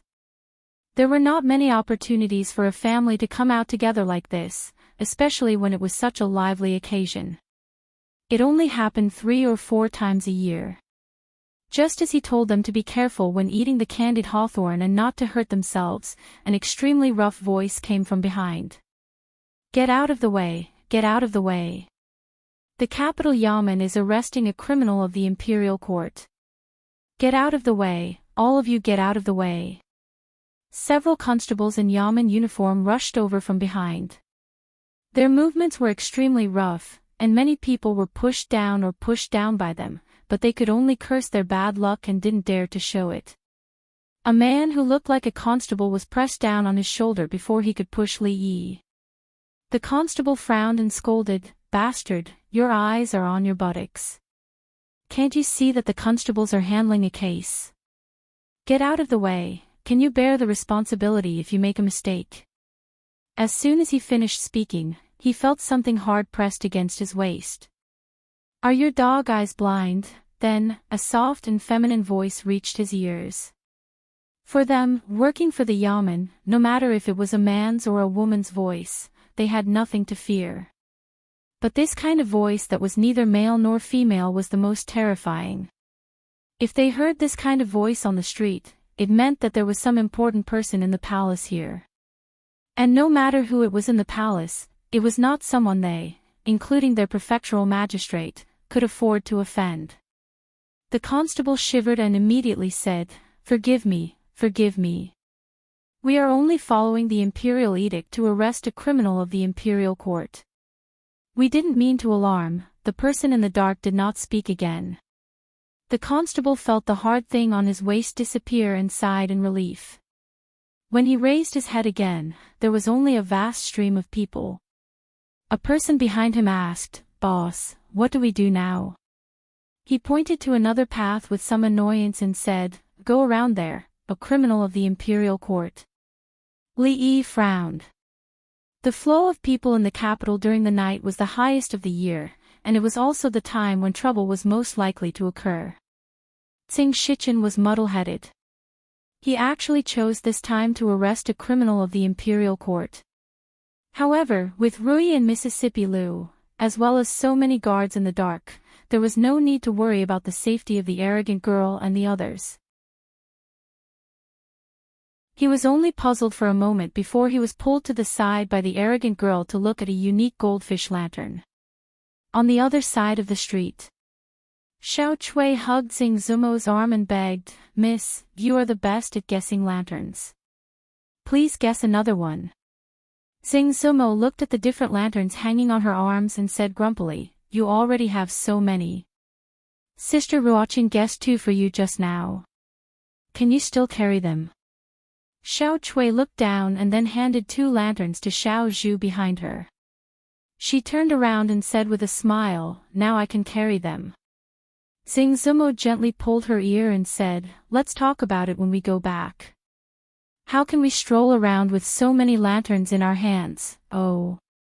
The servant girl lowered her head in disappointment and said softly. Then, she seemed to have thought of something.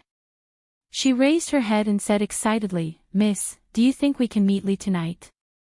Xing Zumo knocked on her head and said, "The capital is so big. How can you meet him just because you say so?"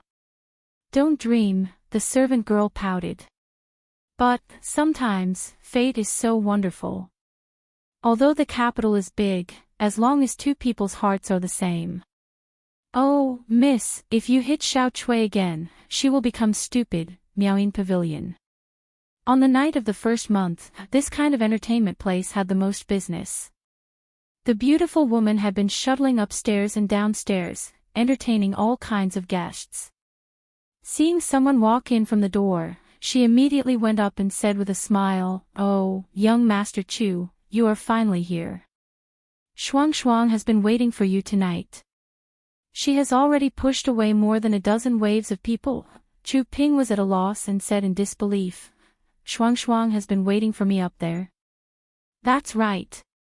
The beautiful woman smiled and said, for the past few days, Shuang Shuang has been talking about how she is indebted to young master for saving her last time, but she is unable to repay you.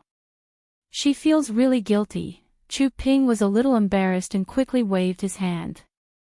It was nothing. I believe that anyone with a bit of righteousness in their heart would not just stand by and watch. Seeing this, Cui Shixin shook his head slightly and pulled his sleeve. Come here. Chu Ping was pulled to a corner and asked in confusion, What? I said you are a bookworm, but you are not convinced. Cui Shixin looked at him and said helplessly, Can't you see that Lady Shuang Shuang has fallen for you? Ah. Chu Ping was shocked. Think about it, what is your identity? You are the eldest son of the Chu family, a man of striking appearance and great literary talent. What is her identity? She is just an entertainer. That day when she was bullied, who was the one who stood up for her? At that time, she was at her weakest and most helpless. It was you who gave her hope and light. For a woman to fall in love with you because of this, isn't that very normal? Cui Shixin looked at him and slowly said, Lady Shuang Shuang has never accepted a private invitation from anyone before. Why is it that she spends time alone with you every day? Do you think it's just because you saved her? You mean? Chu Ping looked at him in a daze and muttered, Lady Shuang Shuang, she likes me. Cui Shixin patted his shoulder and said, Hurry up and go up. Don't let Lady Shuang Shuang wait for too long. Brother, I can only help you this much. Chu Ping stood there in a daze for a long time before a happy expression gradually appeared on his face. He looked at Cui Shixin and said gratefully, Thank you for your advice, Cui Shixin. I will go up now. Seeing Chu Ping quickly walk up the stairs, Cui Shixin found a seat in the hall and sat down. He picked up a cup of green tea and gently swirled it. The corners of his mouth curled up as he softly murmured, That lady's body seems a bit weak. With Chu Ping's hobbies. I wonder if she can bear it. Somewhere on the street, a few bailiffs were sitting in front of a tea stall. One of them looked towards the wonderful sound pavilion. After a long time, he turned his head and asked, Boss, it's about time, right? The leading bailiff said in a low voice, Wait a little longer, it's not time yet. Chapter 868. The streets of the capital of Shangyuan were abnormally crowded. Although the surrounding guards had purposely created a relatively loose space in the middle, it was still very difficult to walk through. Yongning was too short and could only see the backs of others. Li Yi simply carried her up. The proud Lolita was already very tall. She had always felt that she was no longer a child like Yongning, but at this moment, she was a little envious of her. The streets were mostly filled with lanterns and acrobatics. However, after watching too many of them, it became boring. The performances in the brothels were much more exciting. The group of people walked about half the street and entered a brothel. The brothel was still crowded, but it was orderly. Li Yi and the two young ladies followed behind them. It didn't matter which venue they entered. These performances in the brothel were nothing strange to him. However, this spacious hall seemed a little different. Looking over, on one side, there were young scholars gathered in groups of 3 to 5, whispering to each other. On the other side, there were curtains. There were light voices coming from inside, and he could vaguely see the women behind the curtains. In between these young men and women, there was a long line of lanterns that separated them. On the other side, there were some young people holding lanterns and writing something on them. The proud Lolita asked doubtfully, Sir, what are you doing? Li Yi also didn't know who thought of this new way of playing. He waved to a worker in the brothel and asked, What are you doing? The worker only felt that the young man in front of him looked familiar. After recalling, he shivered and hurriedly said, Greetings, young master. I'll call the manager over immediately. Li waved his hand and said, there's no need.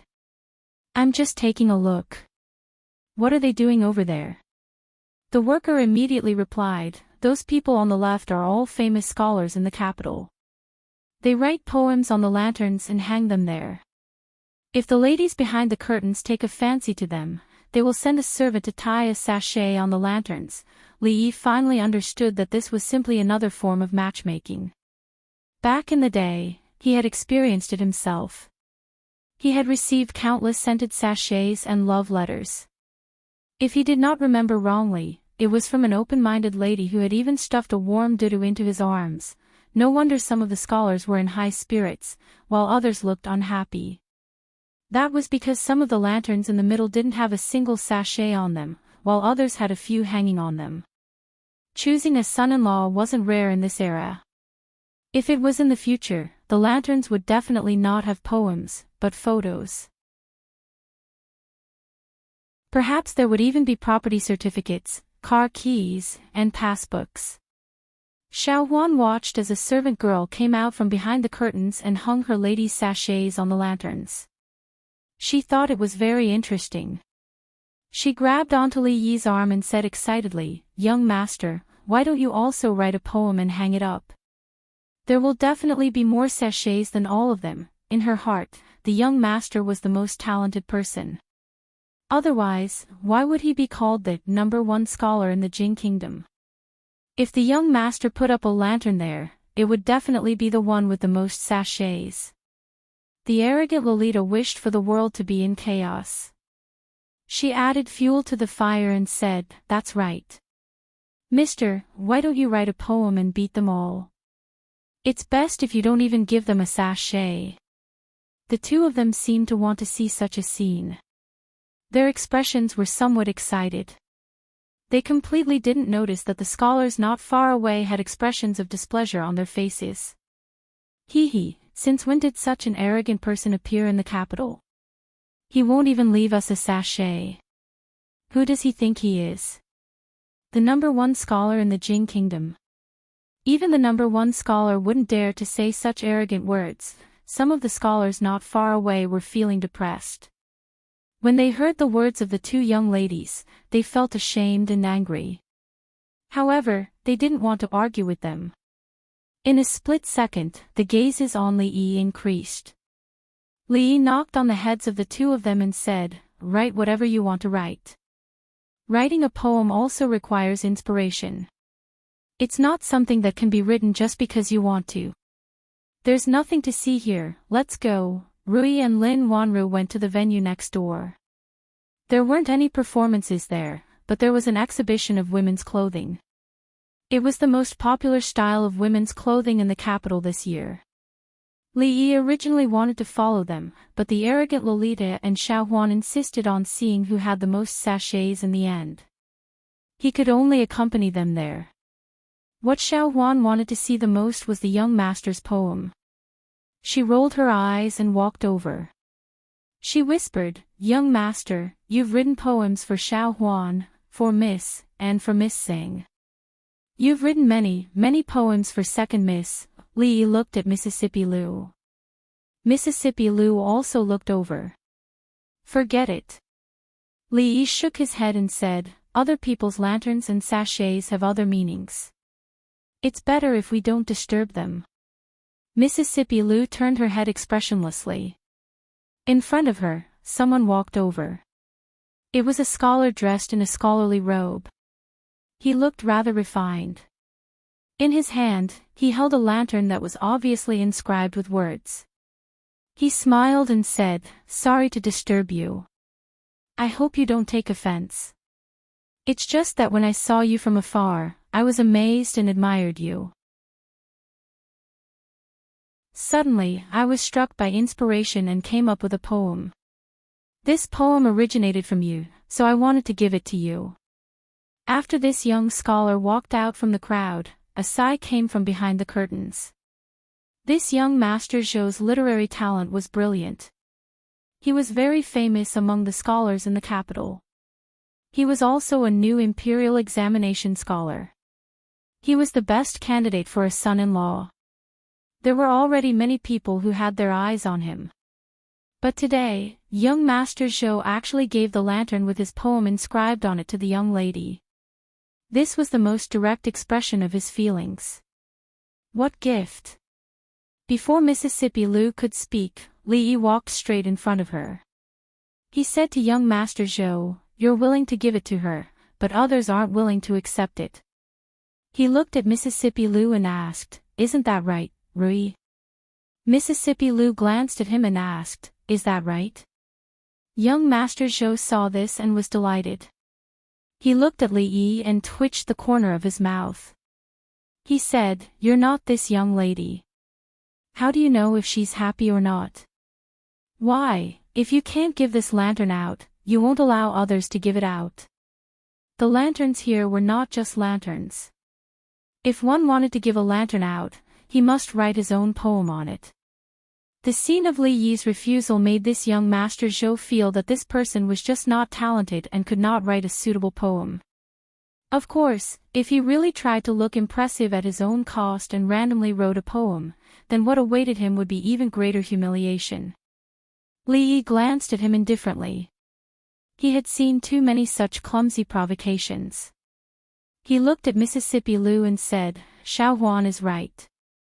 I haven't given you any poem. If I give it to you now, we don't need his." Xiao Huan had already taken her favorite lantern with a smile. The proud Lolita grabbed a pen from the other side of the table. "If you want to give it or not, who cares?" Mississippi Lu said in disdain.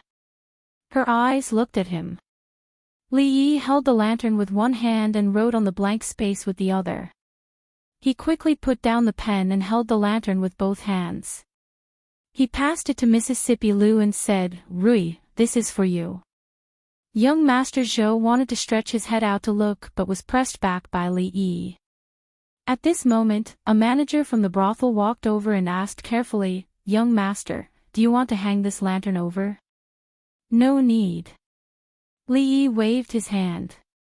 He looked at them and said, "There's nothing interesting here. Let's go. Let's hang it." Mississippi Lu looked down and suddenly passed the lantern in her hand over. Although she was literate, she didn't know anything about poetry.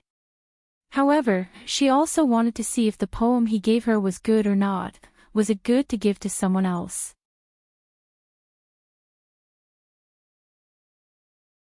Chapter 869. "Let's not hang it up." Li Yi looked at Mississippi Lu and said hesitantly. The manager had already explained the rules to him in detail. Once the lanterns were hung up, it meant that they had agreed to the rules.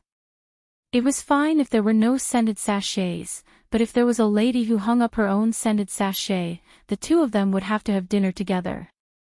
If there were more than one scented sachet, they would have to choose one. His house was already in a mess, and there were many unresolved issues. There was no point in flirting with other ladies. Mississippi Lu looked at him and shook her head. "It's all right. I have nothing better to do, so I'll just take a look." Before young Master Zhou could see what was written on the lantern, the manager of the brothel had already hung it up. He waved his hand to summon another waiter and handed over the lantern in his hand, saying, "Hang this up as well." Then, he looked at Li Yi. It was obvious that he wanted to compete with Li Yi. Someone copied the poems on the two lanterns and sent them to the curtains. As for the candidates, according to the rules, their poems would not be revealed before the final result was revealed. What a mystery. I want to see how many scented sachets he can get. Even though I don't like Zhou, but he's just a nobody. He's overestimating himself. Every poem was recorded and sent into the curtains. Those who had yet to receive a scented sachet had already lost their chance. Those who had already received scented sachets, no matter how many of them there were, would not be embarrassed tonight. They were all waiting to watch the show. Of course, compared to this arrogant person who popped in halfway, they were still biased towards young Master Zhou from the bottom of their hearts.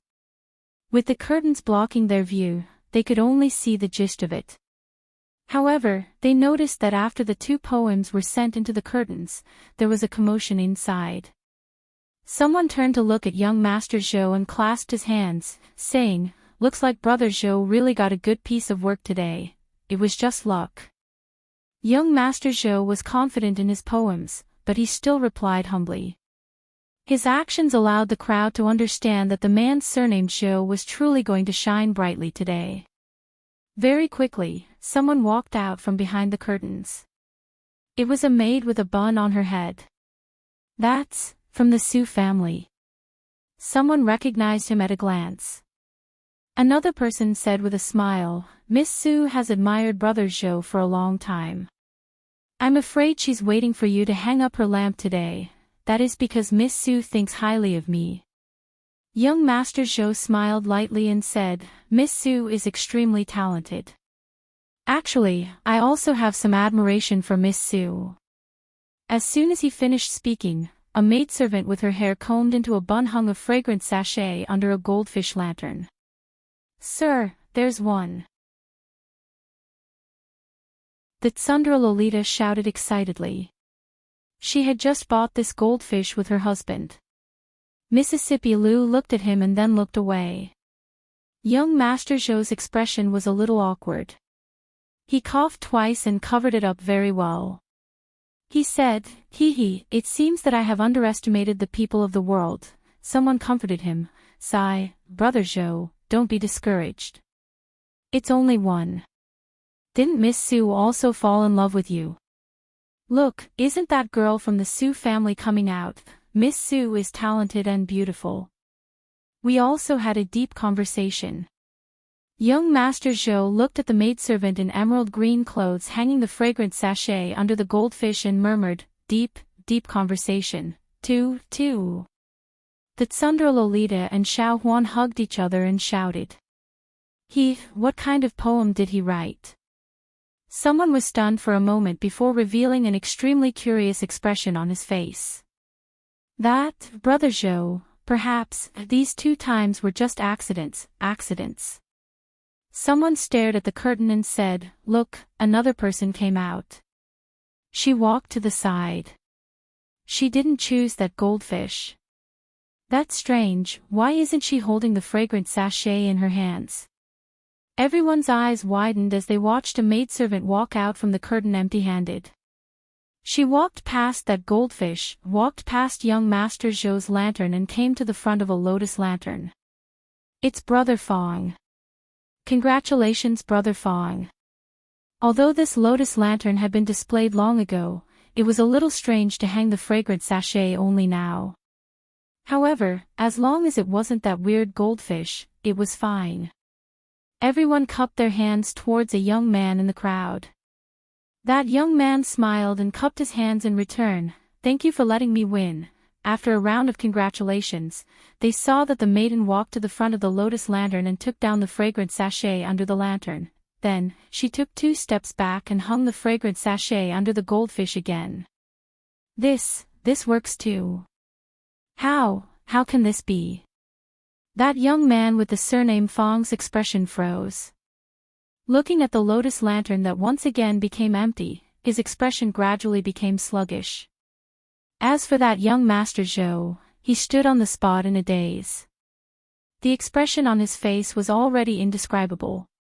More and more people walked out from behind the curtain. Very quickly, the area below the goldfish was filled with fragrant sachets.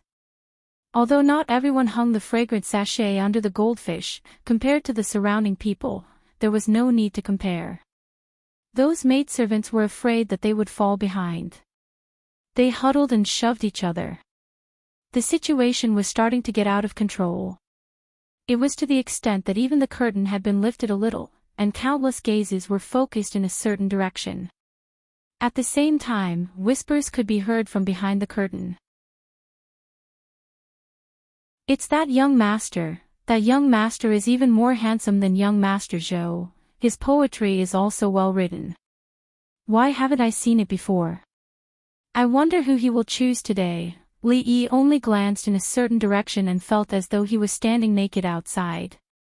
When Mississippi Lu looked over, Li Yi said innocently, "I already said that I'm not pretending this time, but you just wouldn't listen." As he spoke, he grabbed the excited Sundra Lolita and Yongning and quickly walked out. Seeing him leave as though he was escaping, Mississippi Lou looked at the crowd not far away and a smile appeared on her lips. It seemed like he really wasn't being perfunctory. More than 10 scholars surrounded an old man and urged, "Duke Song, what kind of poem did he write? Can you please evaluate it?" The area around the lantern was completely surrounded. The only piece of paper with the poem was in the hands of this old man. The old man who was addressed as Duke Song stroked his beard and looked at the piece of paper in his hands. After looking at it for a long time, he mumbled, "I can't evaluate it, I can't evaluate it. If I do, it would be superfluous." He looked outside the door and sighed. He is indeed the #1 scholar of the Jing Kingdom. He lives up to his reputation. What? The #1 scholar of the Jing Kingdom. He is Li Yi. While the crowd was stunned, young Master Zhou's face was already flushed red. Not far away, there were exclamations. "Where's the lantern? That lantern is gone. It was here just now. Look for it quickly. Don't trample it." The brothel manager looked at the mess in the hall and revealed a bitter smile. How was he going to clean up this mess? Outside the door, Li Yi saw Mississippi Lou walking out with the lantern. He looked at her and asked, "How is it?" "It's all right." Mississippi Lou looked at him and asked, "I've been searching for her in the crowd for thousands of times. But when I look back, she's still there, in the dim light. What does this mean? Who are you looking for?" "I'm not looking for anyone." Li Yi shook his head and pointed at the flickering lights in front of him. He said, "I wrote it blindly. Look, the lights are waning like a dream. The person you like walks out from the flickering lights, and the two of them stare at each other in a daze." What a beautiful scene. Mississippi Lou's gaze followed the direction of his finger. A few figures walked out from the dim light. Xiao Chui looked at the familiar figure in front of her. After a moment of shock, she waved her arms excitedly and shouted, Li, we're here."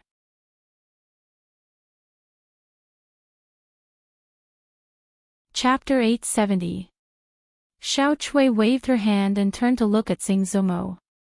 She said proudly, "Miss, I was right, wasn't I? Fate is something that no one can say for sure."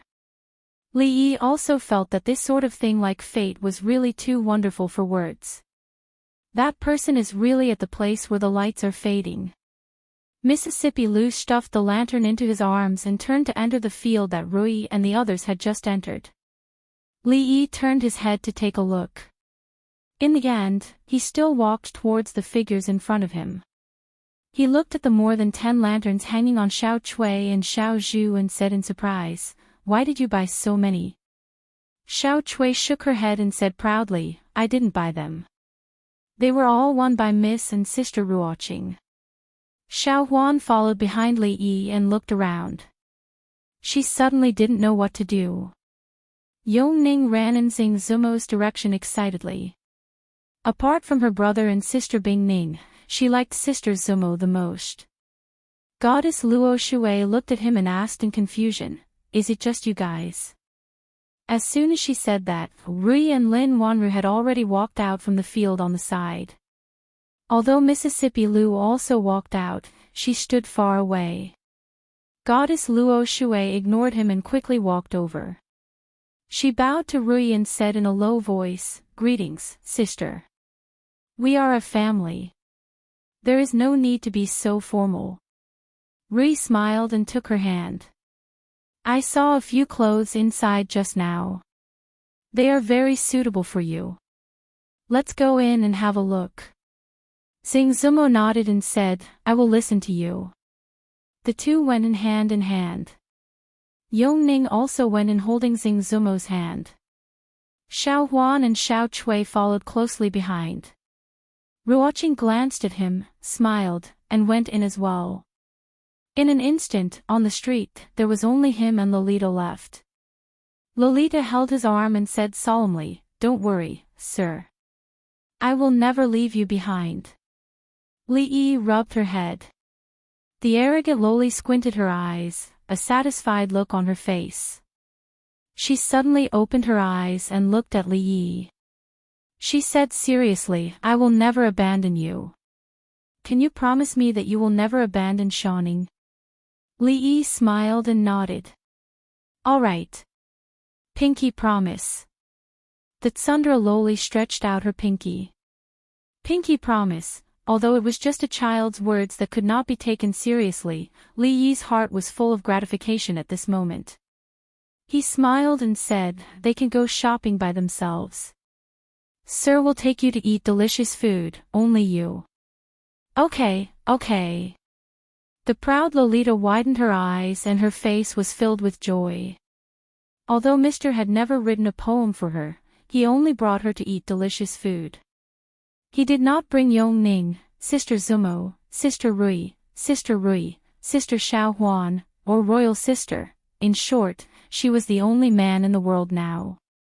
Mississippi Lu leaned against the wall and watched the two figures disappear into the crowd.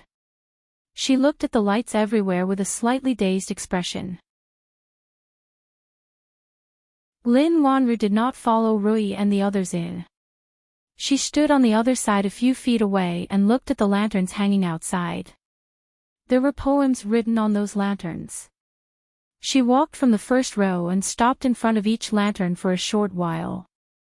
Of course, some of them took a longer time, and some of them she just glanced at. Until the last one. This time, she stayed for a full quarter of an hour. At a certain moment, she stood a little closer and murmured softly, searching for her thousands of times in the crowd. Suddenly looking back, that person is there, in the dim light. This poem. What does it mean? Hearing the voice beside her, she turned her head and looked at Mississippi Lu.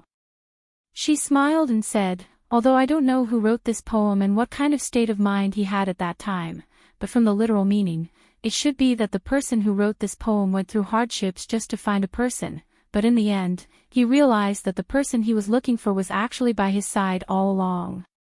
Mississippi Lu was stunned and asked, isn't it, in the dim light? Lin Wanru shook her head and said, the dim light is just a reference. The main point of this poem is suddenly looking back. She looked at Mississippi Lu, who suddenly turned around and ran into the surging crowd. She stretched out her hand and said in surprise, Miss Rui. Her figure disappeared in the blink of an eye. Lin Wanru only put down her hand after a long time. She shook her head in confusion and turned around to look at the lantern again. Li Yi held the lantern in one hand and used the other to protect the proud loli's swinging leg on his chest. This way, she wouldn't fall off from his shoulder. The proud loli held a small bag in her hand. There were all kinds of snacks in it. While eating, she didn't forget to stuff some into Li Yi's mouth from time to time. Surrounded by the crowd, there was a street performer performing the sword-swallowing technique. The proud loli was watching happily, so Li Yi didn't tell her the secret behind it. Suddenly, someone grabbed one of his arms. Li Yi turned around and looked at Mississippi Lu in surprise. He asked, why are you here? Give me back my lantern. Mississippi Lu snatched the lantern from his hand. Then, she decisively turned around and disappeared into the street again. Li Yi looked at the crowd on the street in surprise. She was the one who didn't want the lantern earlier, but now she was blaming him. However, when he thought about how it wasn't the first time she did this, he could only shake his head and sigh. Women's minds are not something you can guess. The proud loli felt wronged and looked in the same direction as him. She said weakly, that's my lantern. Miss Shuang's zither skills are getting better and better. In the deepest private room on the second floor of the wonderful sound pavilion, Chu Ping stood up from the praying mat in the middle of the room. He looked at the curtain in front of him and said with a smile, that song just now has reached the realm of emotional harmony. It can stir up the emotions in the depths of one's heart. To be honest, I've only heard this kind of zither music from an old friend of Grandpa's. According to Grandpa, that person is already standing at the peak of the path of music. Miss Shuang is still so young. It's truly unbelievable. Behind the curtain, the young girl's hands were still on the zither. Perhaps it was because she had used up too much energy, but her face was pale and her forehead was covered in sweat. She didn't wipe away the sweat. Her eyes stared blankly in front of her and didn't reply. After a long time, she said, "Young Master Chu, come in." "Ah, come in." Chu Ping was slightly startled. Normally, even if he stayed in the same room with Miss Shuangshuang, there would always be a curtain between them. This was the first time Miss Shuangshuang invited him in. A thought suddenly flashed through his mind. Could it be that Cui Shixin was right? He tidied up his clothes and said, "Then I'll come in." Chu Ping slowly walked over and gently lifted the curtain. The young girl was sitting with her back facing him. In front of her was a zither. Miss Shuangshuang, he had just opened his mouth to speak when the young girl stood up. The clothes that were as thin as a cicada's wings slowly fell off her body, revealing her naked body. Chu Ping looked at her in a daze. "Aunt Shuangshuang, you," the young girl slowly turned around and faced him. She said softly, "Young master's great kindness, this little girl is unable to repay it. The only thing I can give young master is this pure body." Chu Ping clenched his fists and looked away with difficulty. He gritted his teeth and said, "If you only want to repay a debt of gratitude." The young girl's face suddenly revealed a flowery smile. She took a step forward and gently embraced Chu Ping. She murmured, in Shuangshuang's heart, "She also likes young master." He said in a low voice, "When it comes to this kind of thing, I'm a little different from others." The young girl raised her head and looked at him. She said emotionally, "Shuangshuang is willing to do anything for young master." Chu Ping's body suddenly trembled. A look of joy appeared on his face and his breathing gradually became rapid.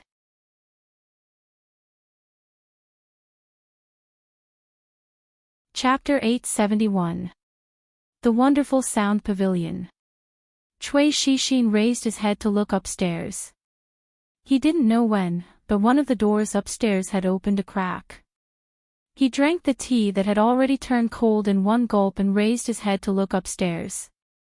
He paced around the room a few times before impatiently walking to the door. Then, he walked back inside. In front of a tea stall on the street. "Boss, I see it. Let's go." After a short exchange, a few bailiffs quickly stood up and pushed through the crowd. They loudly said, "We are here to arrest a criminal of the imperial court. Unauthorized personnel, get out of the way." The crowd moved aside, and the few of them arrived at the entrance of the wonderful sound pavilion. The leading bailiff waved his hand and said, "Go in and search." They were enjoying the music when suddenly, a bailiff barged in. The guests in the pavilion were startled, and the musician stopped playing. When the beautiful woman saw the bailiff barge in, she hurriedly ran over and said in a panic, "Sir Bailiff, what's going on? We've always been doing proper business here." As she spoke, she stuffed an ingot of silver into the bailiff's hand. However, this tactic, which had always been successful, was useless at this moment.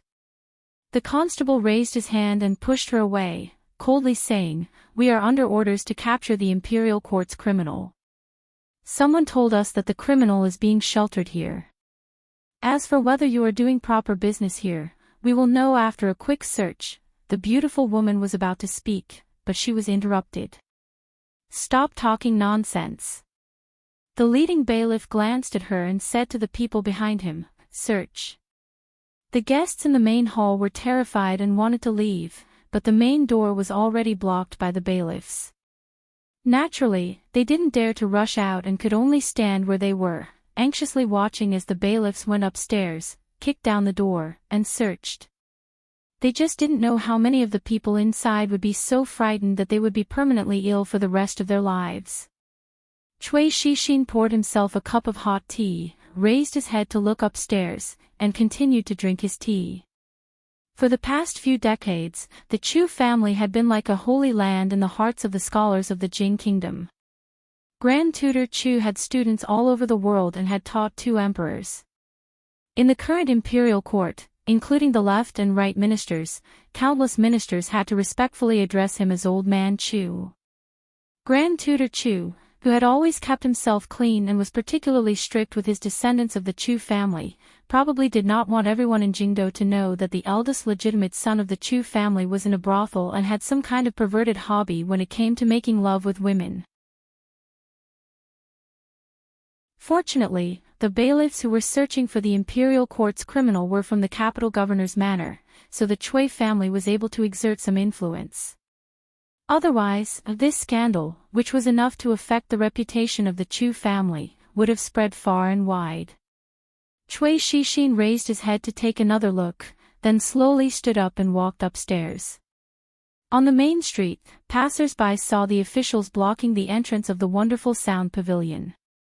They stopped in their tracks and watched from afar. In the restaurant on the opposite side, a large man poured warm wine into a cup and handed it to a middle-aged man opposite him. "Fifth master, the wine is warmed." The middle-aged man raised his wine cup. The burly man was about to sit down opposite him when he saw that the burly man's hand was trembling non-stop. The wine in the cup spilled all over his sleeves, but he didn't seem to care at all.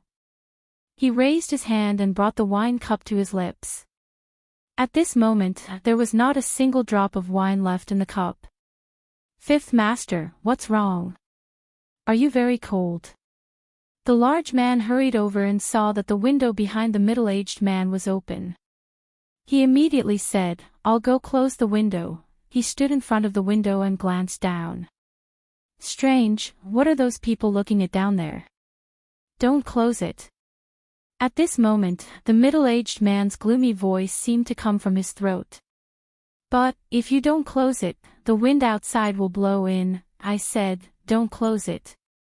Okay, if you don't close it, then don't close it." The large man helplessly shook his head. He waved at the waiter beside him and said, "Bring a heater over, hurry." The middle-aged man raised the empty cup and drank a mouthful. When he put down the cup, his arm couldn't help but tremble. The cup knocked against the table and made a clear sound. This attracted the attention of the people at the neighboring table. The large man walked over and looked at him. He asked in fear, Fifth master, are you sick?" "I'm fine." The middle-aged man didn't raise his hand. He said in a deep voice, "Pour the wine." "But..." "Pour the wine." The large man could only obey. He watched as the cup of wine was brought to his mouth.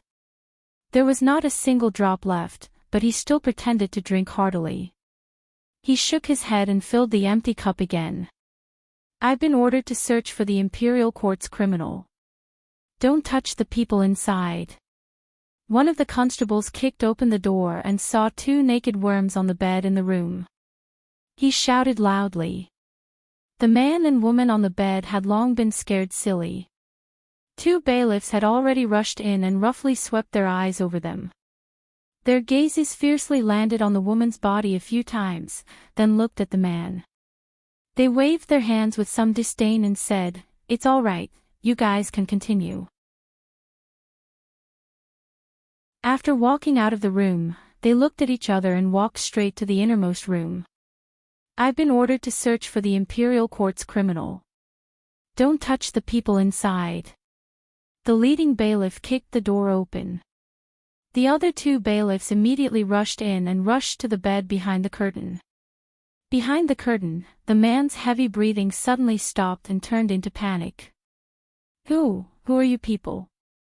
The leading bailiff looked at the man on the bed and was stunned for a moment. He immediately cupped his fists and said, My apologies.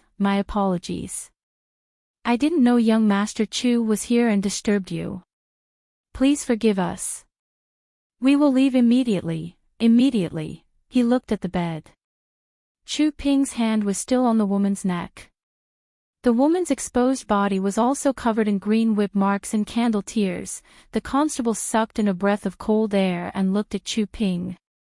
He cupped his fists again and said, This Young Master Chu's preferences are really unique. Young Master Chu, don't worry. We didn't hear or see anything tonight. Please continue. He waved at the two people in the room and said, "What are you waiting for? Hurry up and leave." When they reached the door, a figure came in from outside. Cui Shixin looked at them and his face darkened. He said angrily, "Who let you in?" The bailiff smiled apologetically. Before he could say what he had rehearsed beforehand, he suddenly heard a terrified voice from the bedside. Chu Ping fell from the bed. His face was pale and bloodless. He murmured, "This can't be real. This can't be real. Shuang shuang, wake up. I didn't use any force just now. I really didn't use any force just now." The bailiff looked at this scene in astonishment. Before he could ask, one of the bailiffs looked at the naked woman lying on the bed. He slowly extended his hand and put it in front of her nose. He then turned his head and said in disbelief, "Dead, dead." What? Cui Yinxin and the bailiff's expressions changed at the same time. In the restaurant, the burly man looked at the middle-aged man whose clothes were mostly wet. He shook the empty wine flask and said, "Fifth Lord, there's no more wine. Let's go back." The middle-aged man picked up the remaining wine in his cup and slowly spilled it on the floor. He supported himself on the table and stood up with some difficulty. He said in a hoarse voice, "Let's go back. That person is the Qin clan's fifth lord. Based on the way that man addressed him, it should be him. I heard that when this Qin clan's fifth lord was young, he was a famous person in the capital. However, because the Qin clan had Qin Yan, he usually kept a low profile. How did he become like this now? You don't know. This matter is also a sin." Downstairs, the burly man walked out of the restaurant with the middle-aged man on his back. He looked at the crowd and asked, "Fifth Lord, do you want to stay and watch the show?" A light cough came from behind him, followed by a hoarse voice, "Let's go back." "You really don't want to watch?" the burly man asked doubtfully. "Let's go back." All right, let's go back." The burly man shook his head and sighed. He carried the middle-aged man on his back and disappeared into the crowd.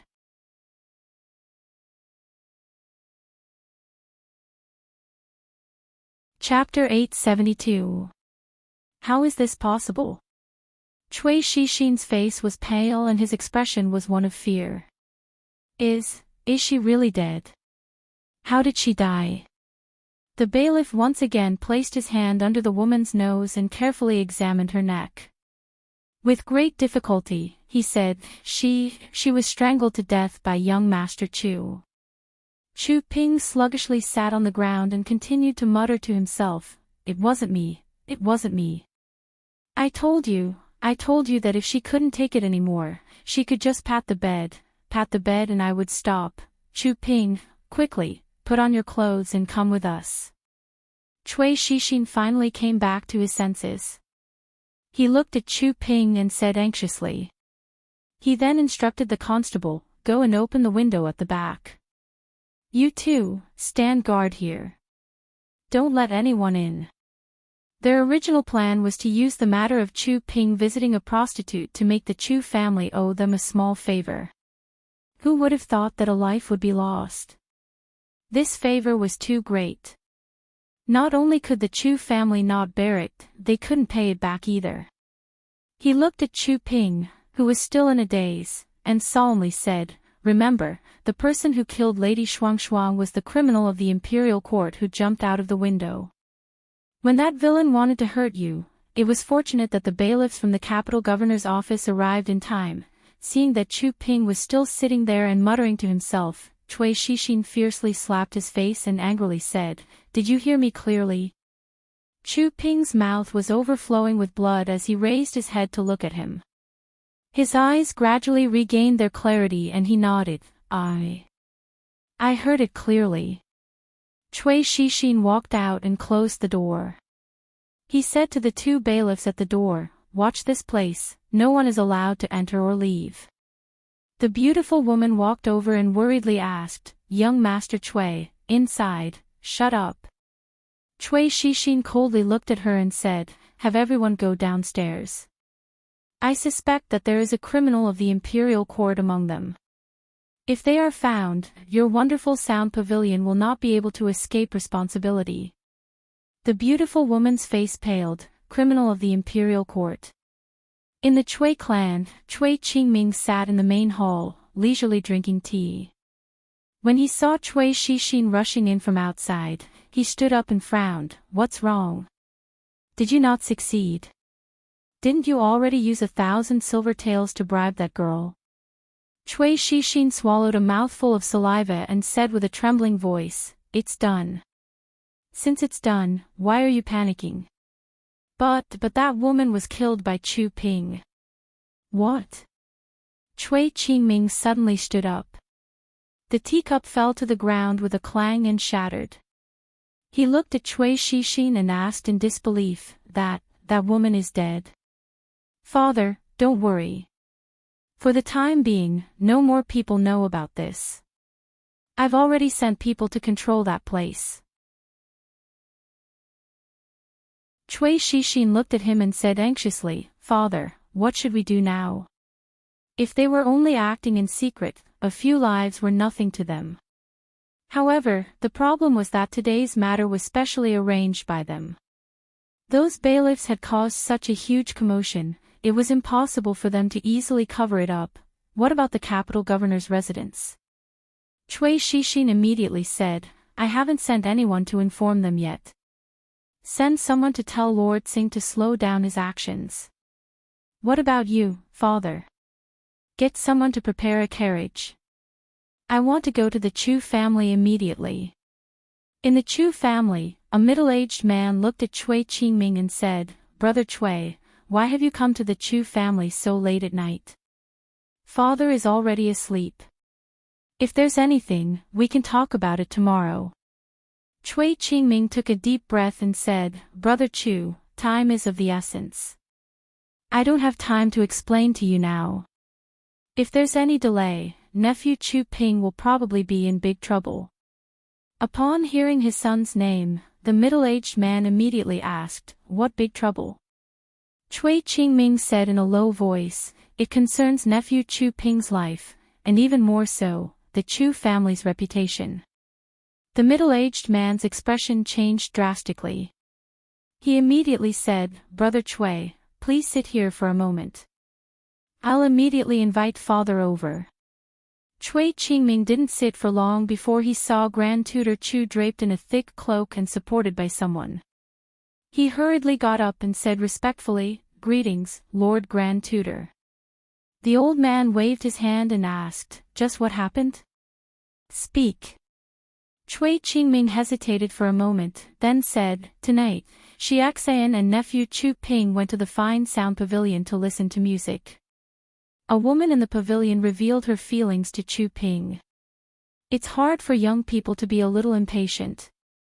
Coincidentally, the constables of the capital governor's residence were searching for a criminal of the imperial court, and they accidentally ran into the two of them having sex." The middle-aged man's expression relaxed slightly. "If it was just this, it wouldn't be too serious. It was just a normal affair between a man and a woman, and it didn't count as visiting prostitutes. Even if it did, although it would damage the Chu family's reputation, it wouldn't be so serious that it would endanger their lives." The old man looked at him with a sharp gaze. "You came here so late at night for this?" Cui Qingming lowered his head and said in a low voice, "When the constables of the capital governor's residence went in, that woman was dead."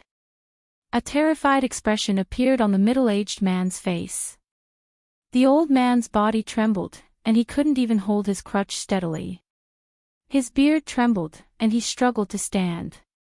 He repeatedly said, this animal. Cui Qingming looked up and asked, "Xiaxian has already ordered people to temporarily suppress this matter." Now, the people of the capital governor's residence will most likely go over. Qingming came here in the middle of the night to ask Lord Grand Tutor how this matter should be handled. The old man trembled as he walked to a chair and sat down. After a long silence, he waved his hand dispiritedly and said, "This old man is not the capital governor's residence. There is no need to ask me about this matter." A trace of anxiety appeared on the face of the middle-aged man beside him. He was about to speak when Cui Qingming suddenly said, "The criminal of the imperial court that the capital governor's residence captured was truly deranged. He hid in the fine sound pavilion and not only used cruel methods to kill that young lady, but he also wanted to harm nephew Chu Ping." Fortunately, the constables arrived in time. The old man didn't reply. He used the chair to support himself as he stood up with difficulty. His murky gaze rested on Cui Qingming for a long time before he waved his hand and said, "This old man is tired. Qingming is truly sorry to disturb Grand Tutor. Grand Tutor, please do not worry. This matter will definitely not involve nephew Chu Ping." Cui Qingming said this and bowed.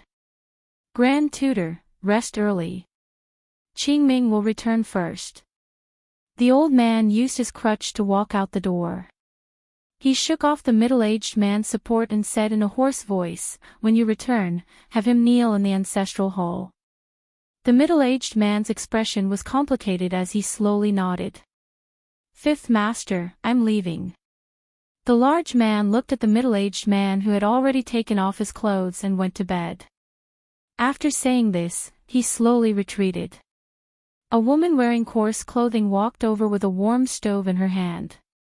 She said, "The master is afraid of the cold, so I brought an extra stove in." The large man opened the door and said, "I'll help you put it in."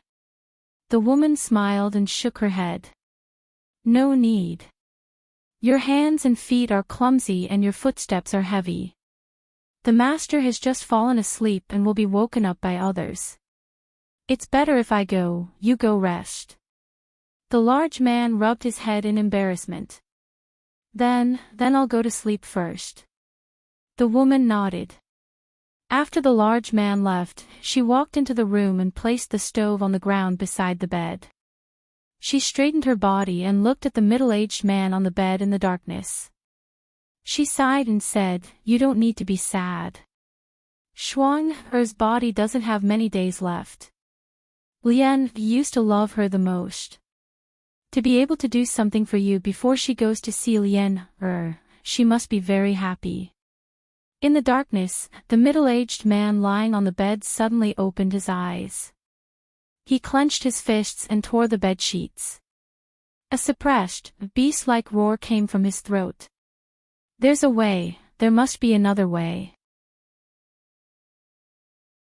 She doesn't need to do this, she doesn't need to do this." In the wonderful sound pavilion, a bailiff once again turned his head to look at the bed. A puzzled expression appeared on his face. He pushed the person next to him and whispered, "Look, isn't she smiling?" The bailiff turned his head to look and saw that the woman was already dead. Sure enough, there was a faint smile on her face. He walked over and covered her body with the bedsheet. He let out a long sigh. "She's also a pitiful person." Early in the morning, the large man pushed open the door and walked out. The cold wind blew against his face and made him shiver. He looked at the courtyard full of white in a daze and muttered, "Didn't it get warmer a few days ago? Why is it snowing again?" He returned to his room and wrapped himself with another layer of clothing. Then, he walked out through the garden path and walked towards a courtyard. He stopped halfway. In the depths of the garden, a plum blossom tree had quietly bloomed. It immediately added a few more decorations to the vast expanse of white in the garden. In front of the plum blossom tree, a figure stood straight in the snowflakes that filled the sky. "Fifth Lord, you came out so early today. Why didn't you open an umbrella?" The large man walked over and carefully brushed away the snowflakes on the middle-aged man's shoulders and body. He saw that a thick layer of snow had also fallen on the middle-aged man's head. It was unknown how long he had been standing there. He gently swept away the snowflakes on the middle-aged man's hair. However, there were a few places where the snowflakes couldn't be swept away no matter what. The middle-aged man's movements became sluggish.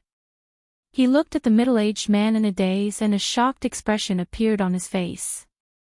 Fifth Lord, you." The middle-aged man turned his head to look at him. He revealed a smile and said, "This person, if you don't pay attention, you will grow old."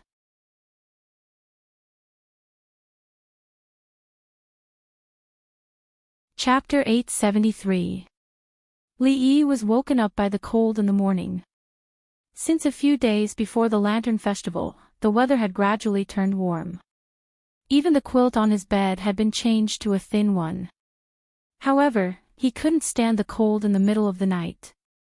He curled up his body and didn't sleep well. He slept in a daze until dawn. Of course, the reason why he woke up was because the proud Lolita ran in and put her cold little hand into the quilt.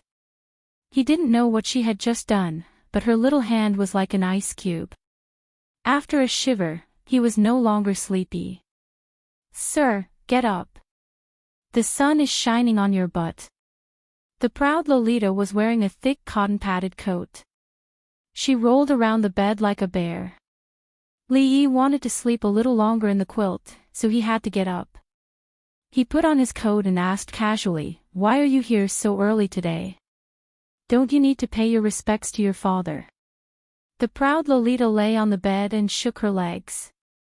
She said with a sad face, "Father is sick. The imperial doctor said that father needs to rest well these days. I came over after seeing him outside."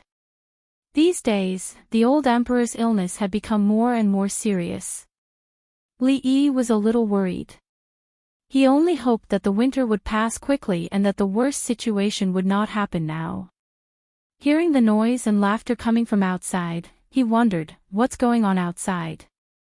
The proud Lolita curled her lips and said, "They are having a snowball fight. Sister Xiao Huan is already 17 years old, but she is still so childish.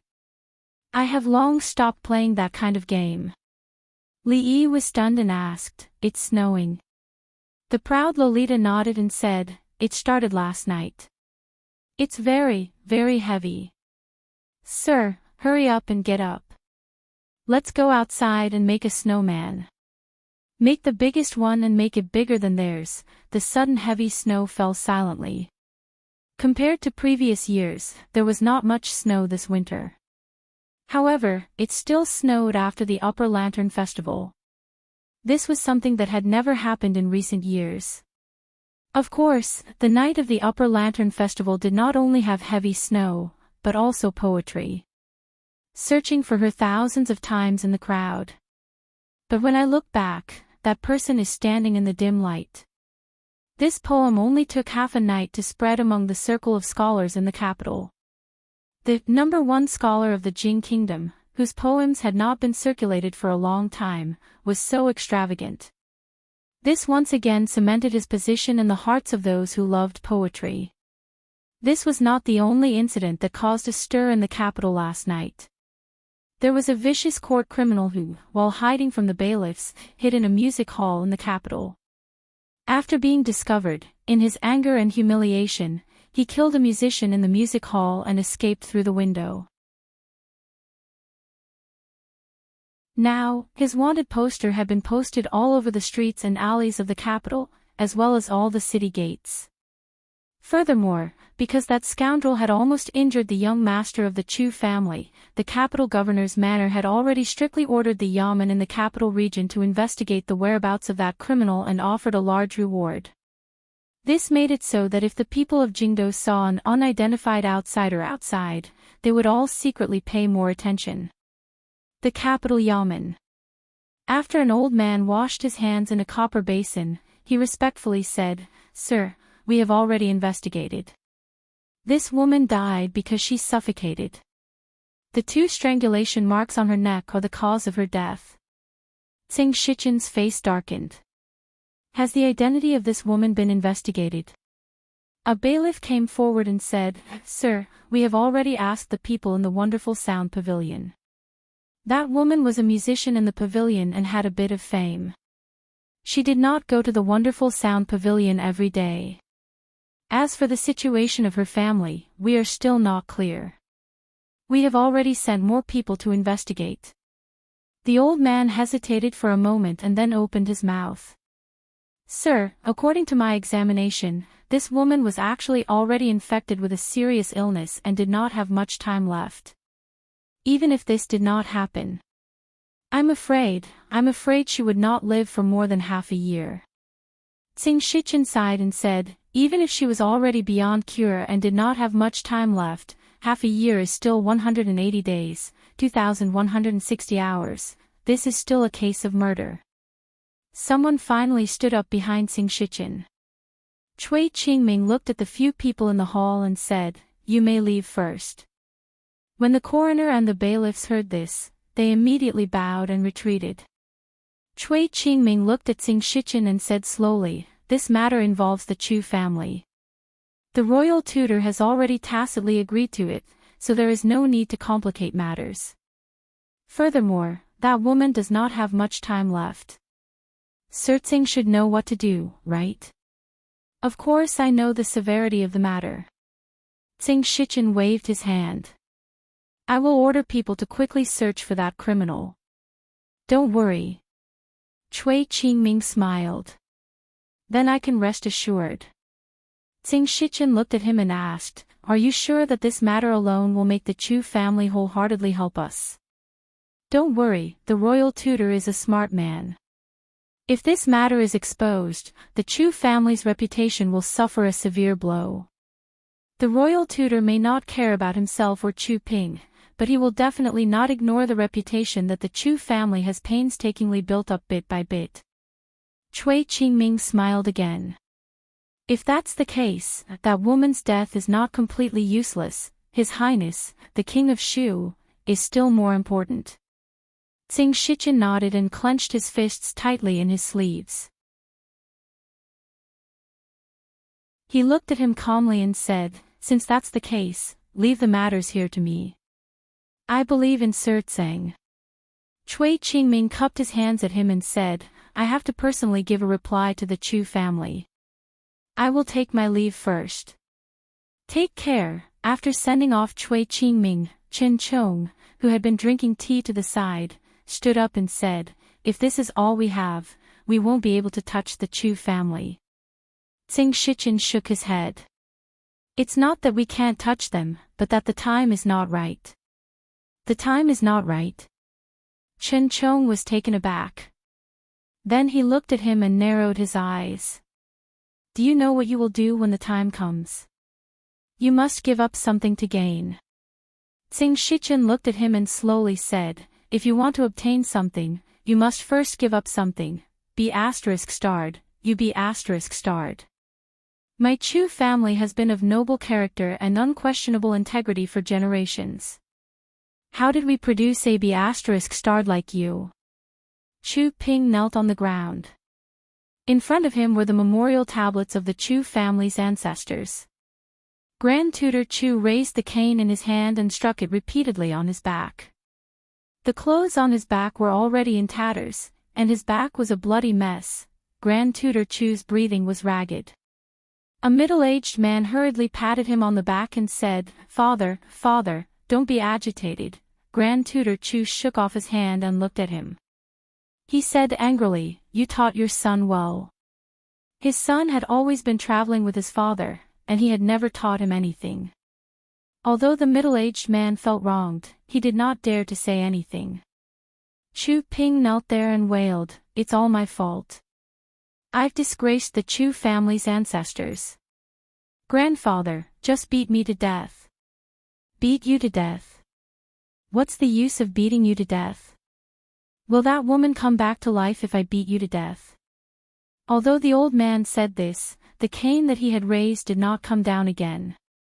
He panted slightly and glanced at Chu Ping. A trace of loneliness appeared on his face. As he turned to leave, he said, let the ancestors of the Chu family watch. Let him kneel here for 3 days. Chu Ping lay on the ground, his body trembling. He loudly said, "Thank you, grandfather, thank you, grandfather."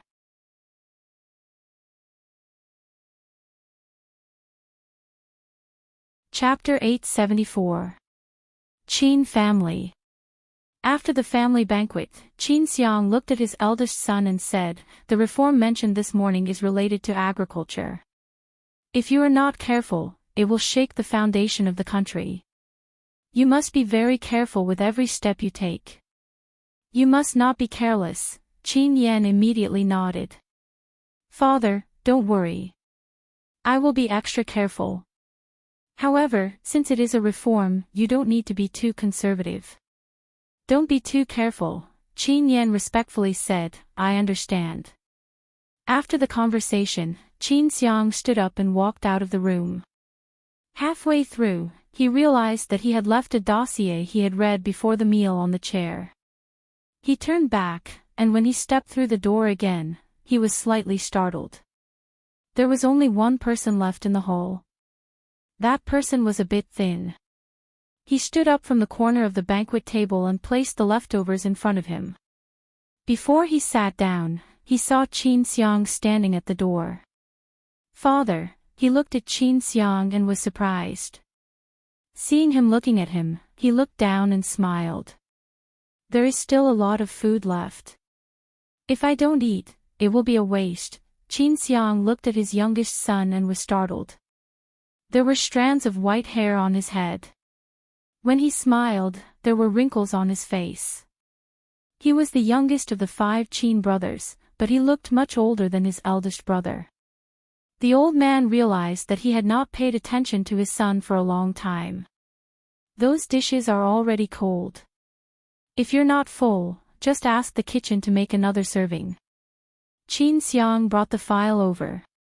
When he walked out, he paused and said, "Don't eat too much at night. Rest early and be careful of your body." Qin he nodded. "Father." Qin Xiang heard the voice and turned around. Qin he looked at him and said with a smile, "The court is in turmoil. Although father is in a high position, you still have to be careful." Qin Xiang frowned and said, "Recently, the court has been unprecedentedly stable. How can there be turmoil? Don't believe the rumors outside." Qin he listened respectfully. After he finished, he nodded and said, "Thank you father for the reminder. I understand." Qin Xiang took another deep look at him, then turned around and left. 5th young master Qin looked at the leftover soup in front of him. The clear soup reflected his image. He stroked a strand of white hair on his head and stared at the soup in a daze. On the night of the Lantern Festival, it snowed all night. Although the snowfall gradually subsided, it still did not clear up. It was still early in the morning. On the streets of the capital, other than a few shops that had their doors half closed, most of the shops that faced the streets were tightly shut. A woman with her hair wrapped up and wearing only a thin shirt stood in front of a small building and knocked for a long time. When a beautiful woman inside opened the door, she rubbed her face that was red from the cold and smiled. "My sister is a musician in this building. She came to perform on the day of the Lantern Festival and hasn't been back for 2 days. Can I trouble you to call her? She's not in good health and has to take medicine every day." The beautiful woman rubbed her sleepy eyes and yawned. She asked in a muffled voice, "What's your sister's name?" The woman smiled and said, "Her name is Shuang." "Sir, what are they doing?" The proud Lolita lifted the curtain of the carriage window and saw a group of people gathered at the foot of the city wall. She turned her head and asked Li Yi. "They're probably looking at the court's criminal." As the carriage drove over, Li Yi also heard the discussion of some people on the street. It seemed that yesterday, a criminal wanted by the court committed a murder case in the capital. Using the chaos of the Upper Yuan dynasty, he successfully escaped. This made the higher-ups very angry. They did not hesitate to issue a large warrant for his arrest. The bounty was even more generous. They paid a great price to capture this person and bring him to justice. The capital was under the feet of the emperor, and the criminal was a criminal wanted by the court. Coincidentally, it was the Lantern Festival. It was no wonder that the higher-ups had such a big reaction. However, with the warrant being issued, unless the criminal had the ability to change his appearance, it would not be easy for him to escape near the capital. It must be known that around Jingdo, there was a group of madmen who wanted to farm points to raise their ranking. How could they let go of such a good opportunity? In principle, for a criminal wanted by the court with great fanfare to appear in Jingdo and commit another crime was an inconceivable thing. However, there was always an oversight. At this moment, the matter of the criminal was not important to him. The old emperor's health was more important. This snow had come suddenly, and the old emperor's illness had also worsened suddenly. From the beginning, Li Yi knew that there was no possibility of his illness recovering. Sometimes, it was all about luck. Even though he had already let go of court affairs and focused on recuperating, no one knew when bad luck would arrive. Li Yi's mood was a bit depressed. Some things could be solved perfectly, and some things could not. Faced with this matter, even he felt a deep sense of helplessness from the bottom of his heart. The carriage suddenly came to a stop. The proud Lolita lost her balance and fell on top of him. A red cloud appeared on her face. In a small voice, she said, "Sir, I didn't do it on purpose." Li Yi supported her waist and helped her sit properly. The angry scolding of a palace guard could already be heard from outside. "How do you walk? Don't you have eyes?" After scolding, the guard knocked on the carriage in a panic and asked, "Your Highness, are you all right?" "I'm fine," the proud Lolita replied in a small voice. She then asked, "What happened outside?" The guard immediately said, "A woman suddenly walked out of the alley and almost ran into her. I had no choice but to rein in the horse and disturb your Highness. Please forgive me, your Highness." The proud Lolita asked in a quiet voice, "She didn't hurt anyone, did she?" A guard had already helped the woman who had fallen to the ground up. He furrowed his brows and asked, "Are you all right?" The woman didn't look at him. Her eyes were unfocused as she walked forward in a daze. Strange person. The guard glanced at her and turned his head. "Your Highness, she didn't hurt anyone. Let's keep going." Li Yi lifted the curtain to take a look, only to see a distant silhouette. He shook his head and lowered the curtain again. After visiting the old emperor, the dark clouds in Li Yi's heart dissipated a little when he walked out of the hall. Naturally, it was because his illness wasn't as serious as he had expected. It was probably because of the sudden drop in temperature that he was having a relapse. A eunuch led him to the side hall and said that the heir and the eldest princess were already waiting there. When Li Yi and the proud Lolita walked in, they found that they weren't the only ones in the side hall. Princess Ning was holding Mingzhu's hand and talking. Li Xian was playing chess with Ning Wang. Seeing them enter, Princess Ning waved at the proud Lolita. "Sha Ning, come quickly, come here." Li Yi bowed slightly and said, "Greetings to Ning Wang and Princess Ning." Every year at the beginning of the year, the nobles from all over would enter the capital. Because Li Xian was in the capital, Ning Wang's family would often stay for a few more days. "Dr. Li, no need to be so courteous." Ning Wang waved his hand and looked at him. He shook his head and said, "In terms of the ability to judge people, I really am not as good as my royal brother. Dr. Li is an outstanding person. I actually misjudged you back then."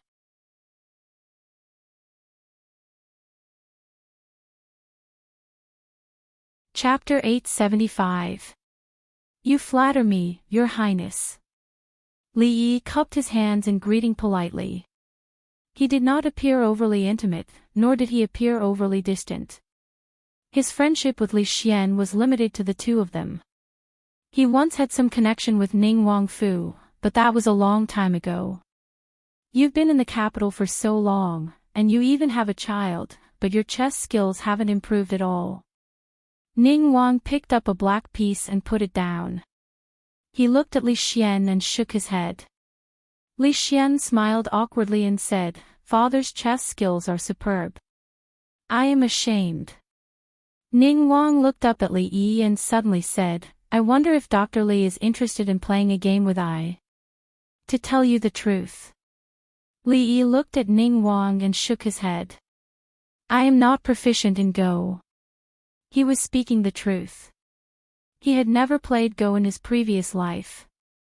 Although the rules and playing methods could be easily learned, he couldn't learn the experience. Otherwise, he wouldn't have to play with the proud lowly and release the Dumbo, the earth-drilling mouse, and the celestial dog. With his current level of Go, he could only fool ordinary people. He was far from a master of Go. Li Xian had already given up his seat. He said, "You are the #1 talent of the Jing Kingdom. Don't be humble. It would be best if you could win a few games against father and help me save some face." Li Xian stood up. Ning Wang was sitting across from him and looking at him.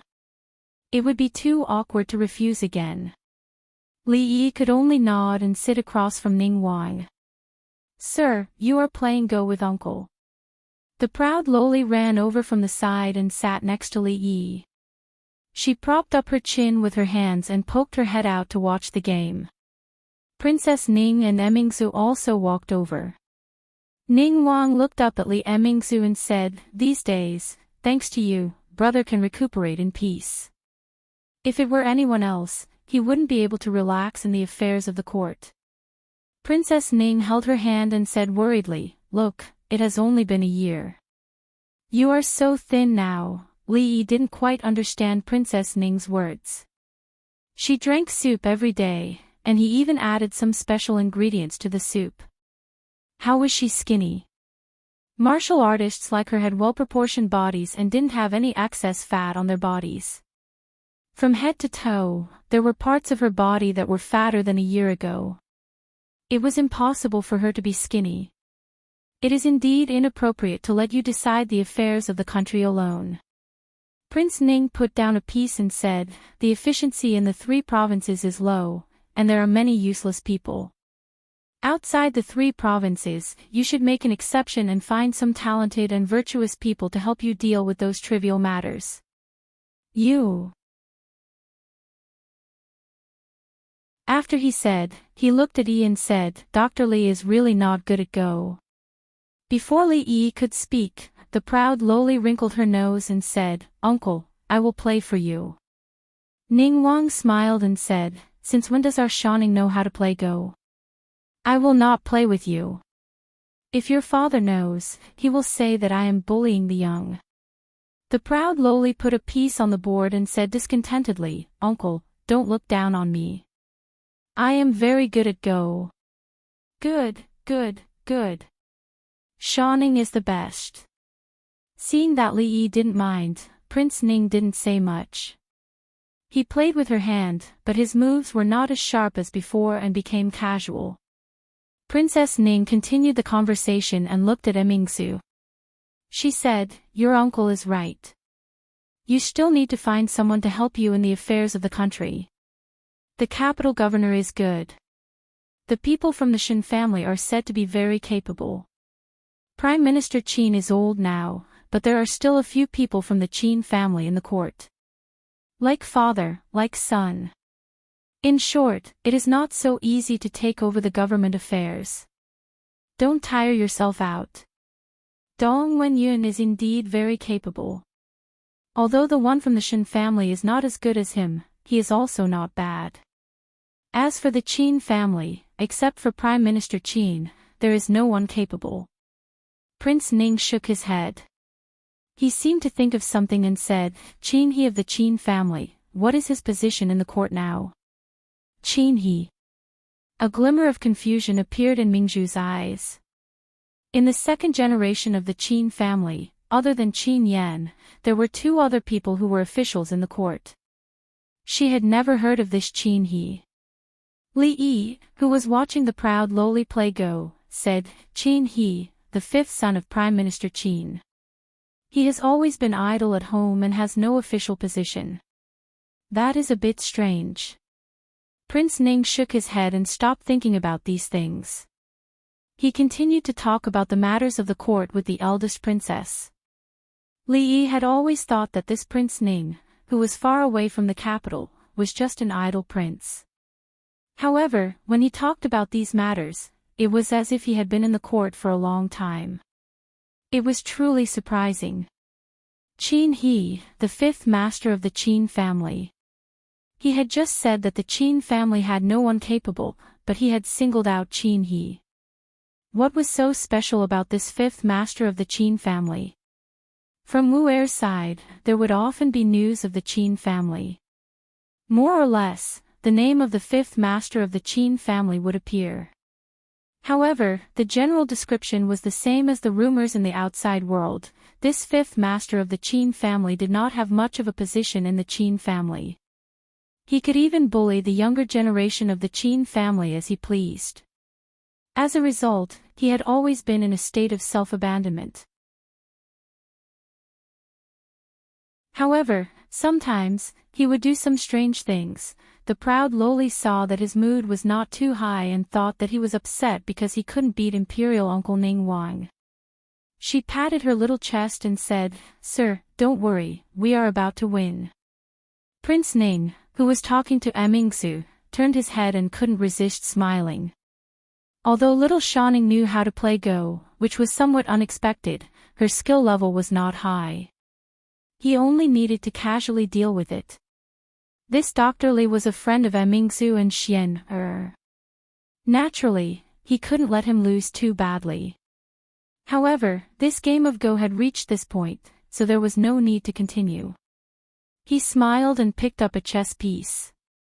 Just as he was about to put it on a certain position, his arm sank halfway.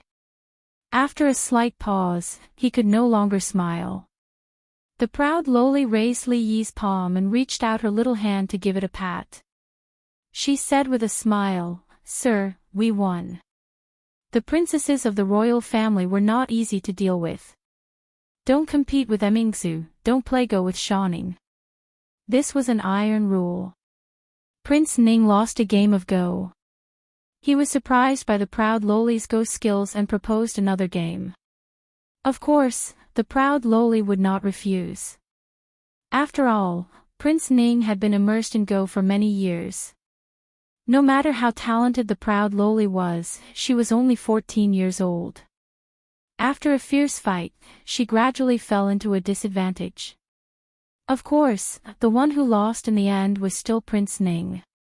Turning defeat into victory and reversing the situation was the proud lowly's specialty. Especially after she used the flying chess, the invisible chess, and the ultimate move of eating up the small chess pieces, Prince Ning lost without any suspense. The old emperor's illness was not as serious as he had imagined, which made him feel a little relieved. On his way home, sitting in the carriage, he inadvertently glanced out through the gap of the curtain, only to find that Fong seemed to have a lot on his mind. Before he could ask, Fong opened the curtain a little and asked, "Young master, I have a question to ask you." Li Yi sat up straight. The first thing he thought about was whether he had encountered anything recently, so that he wouldn't be hurt by his words. After finding that he probably hadn't, he looked at him and said, "What's the matter? Say it." Fong looked at him and hesitated for a long time before he said, "I want to take little Hong home." "What do you think will happen?" "I think you will die." Li Yi looked at him and said without any hesitation. He was well aware of his sister-in-law's temperament. She had bought a large mansion in the capital city, and all the servants in the house were men. Not to mention young and beautiful maidservants, there wasn't even an old lady with yellow pearls. Forget about bringing Xiao Hong back. If she knew what Lao Fong had been secretly doing for the past 2 years, Lao Fong wouldn't be sitting in the carriage and asking him this question now. With his timid personality, how could he suddenly have such a suicidal idea? Li Yi thought for a moment, looked at him, and asked suspiciously, "You didn't take the girl's body, and now you can't take it anymore, right? How could that be?" Fong waved his hands repeatedly. "Young master, even you don't dare to do this kind of thing, how could I? really? Really? Fong raised a hand. I swear, if I say half a word of lie, let me be struck by lightning. No sincerity. Li Yi shook his head and said, it's winter, how could there be lightning? Boom. As soon as he finished speaking, a thunderous sound suddenly exploded in his ears. Fong's whole body trembled. He looked up at the sky and found that there was no more sound. He looked at Li Yi and asked, I really didn't do it, could it be that young master? Boom. Boom. Boom. The deafening sound came again, and it hurt people's eardrums.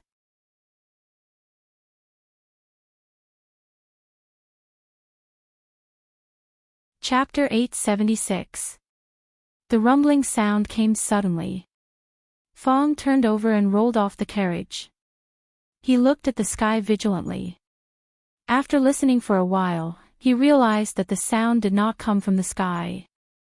He turned his head and saw that not far ahead, there was a woman beating the big drum in front of the yamen. What he heard just now was not thunder, but the drum. He breathed a sigh of relief and jumped back into the carriage.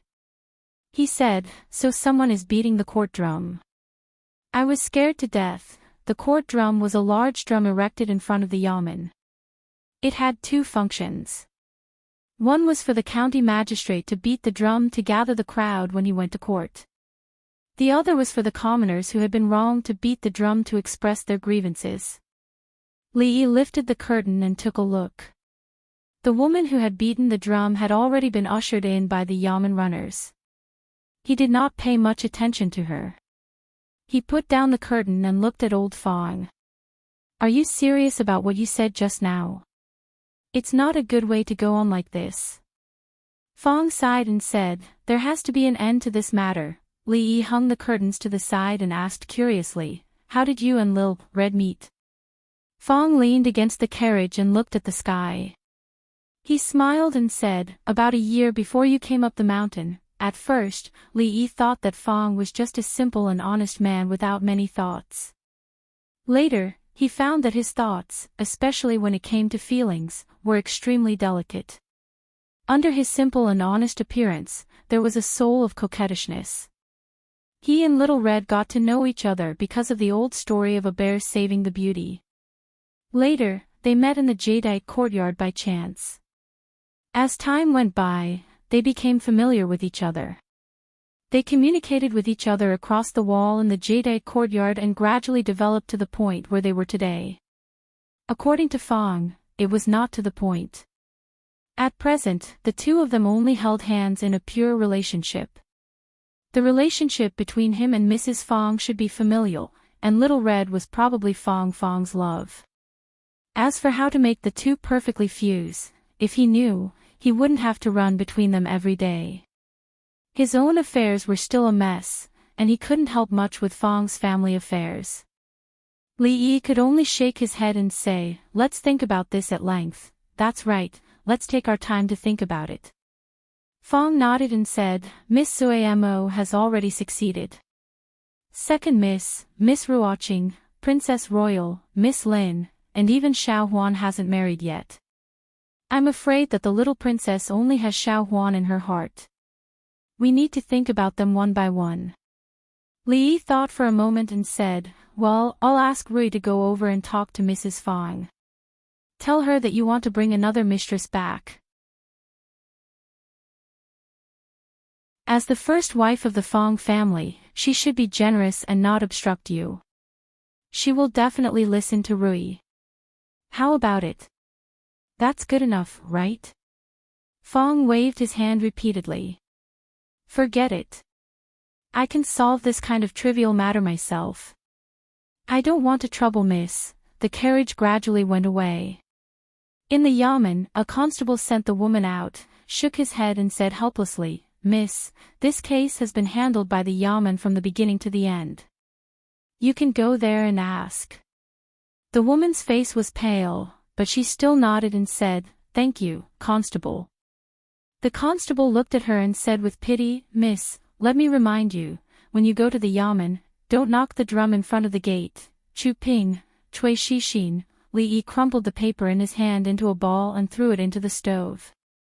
Cui Shixin and the young master of the Chu family were also in the wonderful Sound Pavilion when the imperial court criminal committed the murder. It was said that they were almost implicated. This was also one of the reasons why the capital governor's office placed so much importance on this case. He had never underestimated the Chu family and had always sent people to keep an eye on them. However, this matter had been handled by the Yamen from the beginning to the end. Tsing Shichen hadn't sent any news, so there shouldn't be any problems. He warmed his hands by the fire, then picked up his brush and began to write on the rice paper spread out on the table. Mississippi Lou insisted that the green jade case, Lantern Festival, he had written on the lantern that day was too sloppy. There were many words in it that she didn't recognize, so it wasn't a suitable gift. She wanted him to write it again. It was normal that Mississippi Lou couldn't recognize it. She only knew a few words, and the situation that day was different. In order to speed things up, he had used a type of calligraphy that was between cursive and semi-cursive. Anyone with a bit of knowledge in calligraphy would be able to recognize it, but to an illiterate like her, it was naturally scribbled and couldn't be seen clearly. However, she was Mississippi Lou. If Second Miss wanted her to write it in regular script, she would write it in regular script. It wasn't a big deal. After Li Yi finished writing, she checked it and nodded in satisfaction. Li Yi reminded her, "Don't forget, you still owe me something." "What is it?" asked Mississippi Lou with a frown. According to the rules of the Lantern Festival, the lantern and the sachet had to be exchanged in the end. Mississippi Lou took his lantern, so she naturally had to give him a sachet. This was the rule of the game. "Since you took my lantern, you have to give me something. It's something that you women wear closely," reminded Li Yi again. Mississippi Lou frowned even more. "What are you talking about?" Li Yi pointed at her chest. "You still haven't guessed it." That year in the Mid-Autumn Festival, in that garden, those women stuffed it into my arms. Mississippi Lou finally understood. The dude that was stuffed into his arms was thrown away by her. She looked up at him and asked coldly, "Are you sure?" Li Yi looked at her expression and said in surprise, "It can't be. It's not something valuable. You can't even bear to give it to me.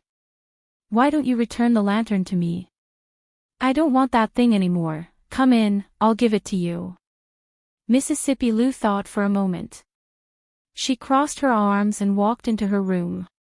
She said, "Remember to close the door." It was just a sachet. Why did she have to be so mysterious and close the door? It was not like she was doing something shameful. Li Yi shook his head and followed her in, at the entrance of the capital magistrate's office. "How many times have I told you? No one has claimed the body. It has long been buried in a mass grave. As for where it was buried, how would I know in the dark?" A bailiff impatiently waved his hand and said, "The magistrate's office is already doing its best to capture the culprit. The wanted poster has already been sent out. As long as the culprit is still in the capital, he won't be able to escape even if he has wings. Don't worry. Once we have news of the culprit, we will immediately send someone to inform you." The woman said softly, "Even in the hot summer, an unclaimed body should be kept for at least 3 days. Moreover, it is winter now, so it should be at least 7 days later. It's the new year. The coroner has already examined the body. There is nothing suspicious about the case. We just need to wait for the culprit to be brought to justice. The Yamen has nowhere to keep it for you. I've already told you what you need to know. I'm warning you, don't cause trouble here again. If you do, we won't be polite anymore." When the bailiff spoke again, his tone had become angry. The woman knelt in front of the Yamen and said in a sorrowful voice, "I just want to know how my sister died." On the street, passers-by gradually gathered around and looked at the woman with puzzled gazes. They looked at the Yamen's door and pointed at it. "When did she have another sister?" In the back hall of the yamen, Cui Qingming slammed his hand on the table and said angrily. Xing Shichen took a sip of tea and said unhurriedly, although this is unexpected and there are a few more variables, it may not be a bad thing. If even her family believes that the woman died at the hands of the culprit, then there will be no more changes to the case in the future. I'm just afraid that the changes will happen now. Cui Qingming narrowed his eyes and murmured. Hearing the murderous intent in Cui Qingming's words, Xing Shichen raised his head and glanced at him. He stood and said, "This woman must not be touched." Cui Qingming smiled and said, "Brother Xing, there is no need to remind me. I know that if anything happens to this woman, it will attract the attention of people with ulterior motives." Xing Shichen nodded and said no more. The two of them discussed a few more things before Cui Qingming left the yamen through the back door. When he stepped onto the carriage, his body paused slightly and he turned his head to look at a guard in front of the carriage. He stretched out his hand and lightly waved it in the air. Inside the yamen, at the dining table, a woman heard the rumbling outside and put down her bowl and chopsticks. She said with dissatisfaction, "What is going on outside? There is no end to it, is there?" A yamen runner came in from outside and said with a bitter face, "My lord, that woman did not listen to our advice at all. She has begun to beat the drum and complain about her grievances again." Xing Shichen put down his chopsticks and his face darkened. He said, "The capital yamen is not a place for her to behave atrociously. Guards, arrest that woman. Give her 20 strokes of the cane and temporarily put her in prison." The yamen runner was stunned and said with some uncertainty, "My lord, this punishment, isn't it a bit too heavy?" Xing Shichen waved his hand. "No matter. The prestige of the yamen is not to be provoked. Only a heavy punishment will serve as a warning. Just be careful when executing the punishment." The yamen runner said no more and bowed. This subordinate obeys.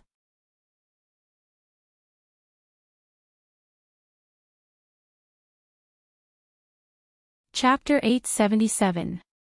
At the entrance of the capital magistrate's office, the woman beating the drum was once again stopped by a bailiff. Many passers-by had stopped to watch from the side of the street. They pointed at the woman not far away and whispered to each other. "I saw her beating the drum here early in the morning. I wonder what kind of injustice she has suffered. I heard that it's because of her sister's death. I also heard the bailiff say that she's a criminal. I'm afraid it's not because of the case at the Wonderful Sound Pavilion 2 days ago. That evil thief's wanted poster is posted all over the street. What's she doing here? Could it be that there's more to this case?" As the crowd discussed animatedly, a bailiff walked out from inside and looked at the woman. He waved his hand and said, "Take her down.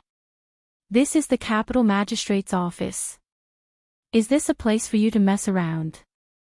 The bailiff looked at her indifferently and turned his head to say, "Sir has ordered that this woman has repeatedly challenged the magistrate's authority and obstructed official business.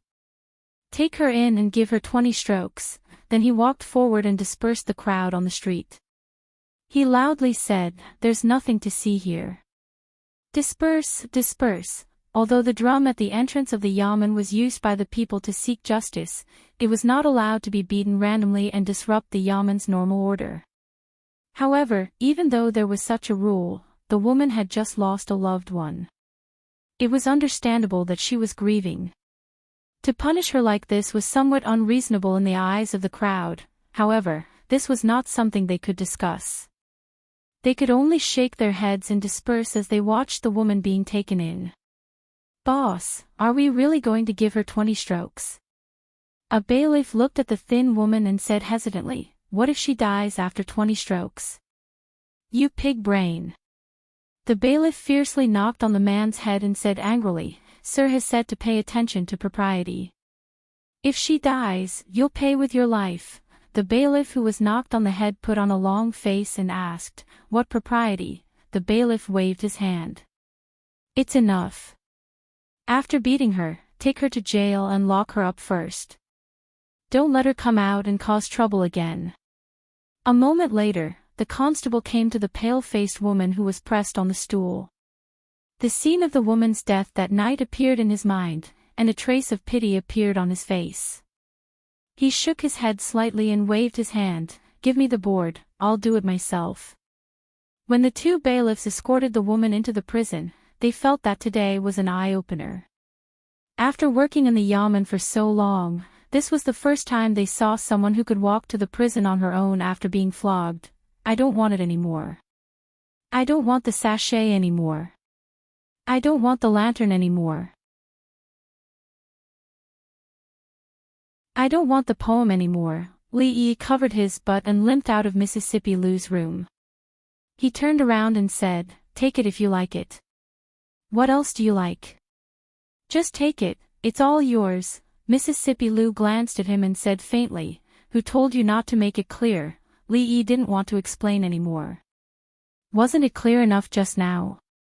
She owed him the thing that a woman wore close to her chest, and someone had given it to him before. Other than the sachet, what else was there? A belly band? She didn't even think about it. He was a dignified county marquis, a man of indomitable spirit. How could he be so perverted? Mississippi Lou looked at him again and said, "I owe you the sachet. I'll return it to you in the future." "Forget it, not in the future. I don't want it anymore." Lee rubbed his but that was still faintly aching. When did she develop this bad habit? Couldn't she find another place to start? "You have to take it even if you don't want it." After saying this, Mississippi Lou flipped her hair and left him a cool view of her back. Although she said it directly, it was already 2 months later that he received the sachet from Mississippi Lou. If it was a simple sachet, he could just buy one on the street. However, Mississippi Lou was so picky about his gift. She even asked him to make a new copy of the poem. Of course, she wouldn't be so careless with her gift. The cloth used for the sachet was carefully selected from her collection of cloth. She heard from Xiao Huan that second miss took a full 3 days to choose the spices, and then to embroider something on it, sewing the broken pieces of cloth together. In this period of time, she did not know how much was wasted, that was why it dragged until now. She was very good at fighting with others, but when it came to cooking or needlework, it would greatly lower the level of most women. Lee held the sachet sewn by Mississippi Lou. He was very sure that if he wore it out, he would definitely be laughed at by others. However, looking at the eyes of Mississippi Lou, he could only ignore his conscience and nodded, "Very good, I like it very much."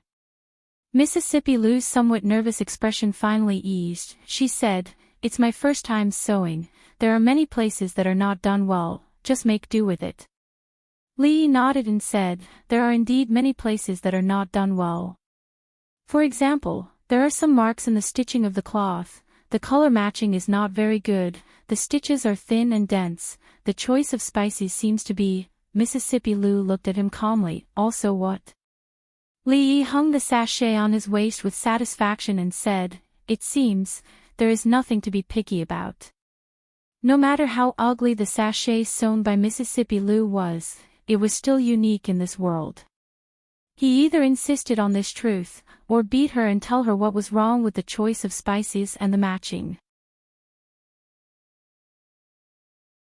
Today, Lee did not have the time to fight with her for 300 rounds to correct her mistakes, because today was the day that Lin Wanru and Lin Yong set off to return to the Qi Kingdom.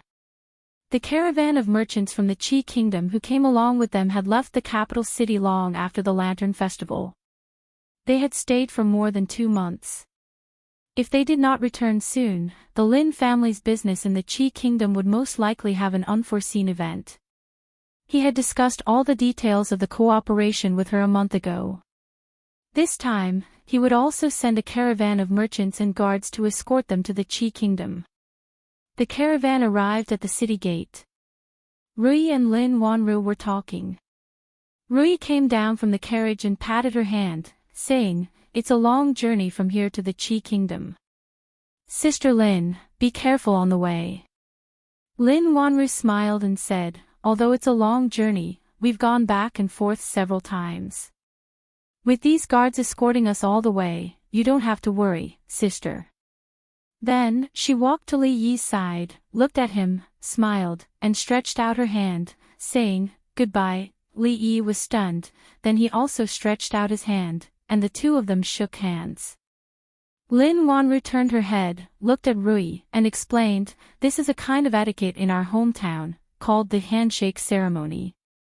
It's used to greet friends who have not seen each other for a long time, or to bid farewell to friends who are about to be separated." Lin Yong looked at this scene in astonishment.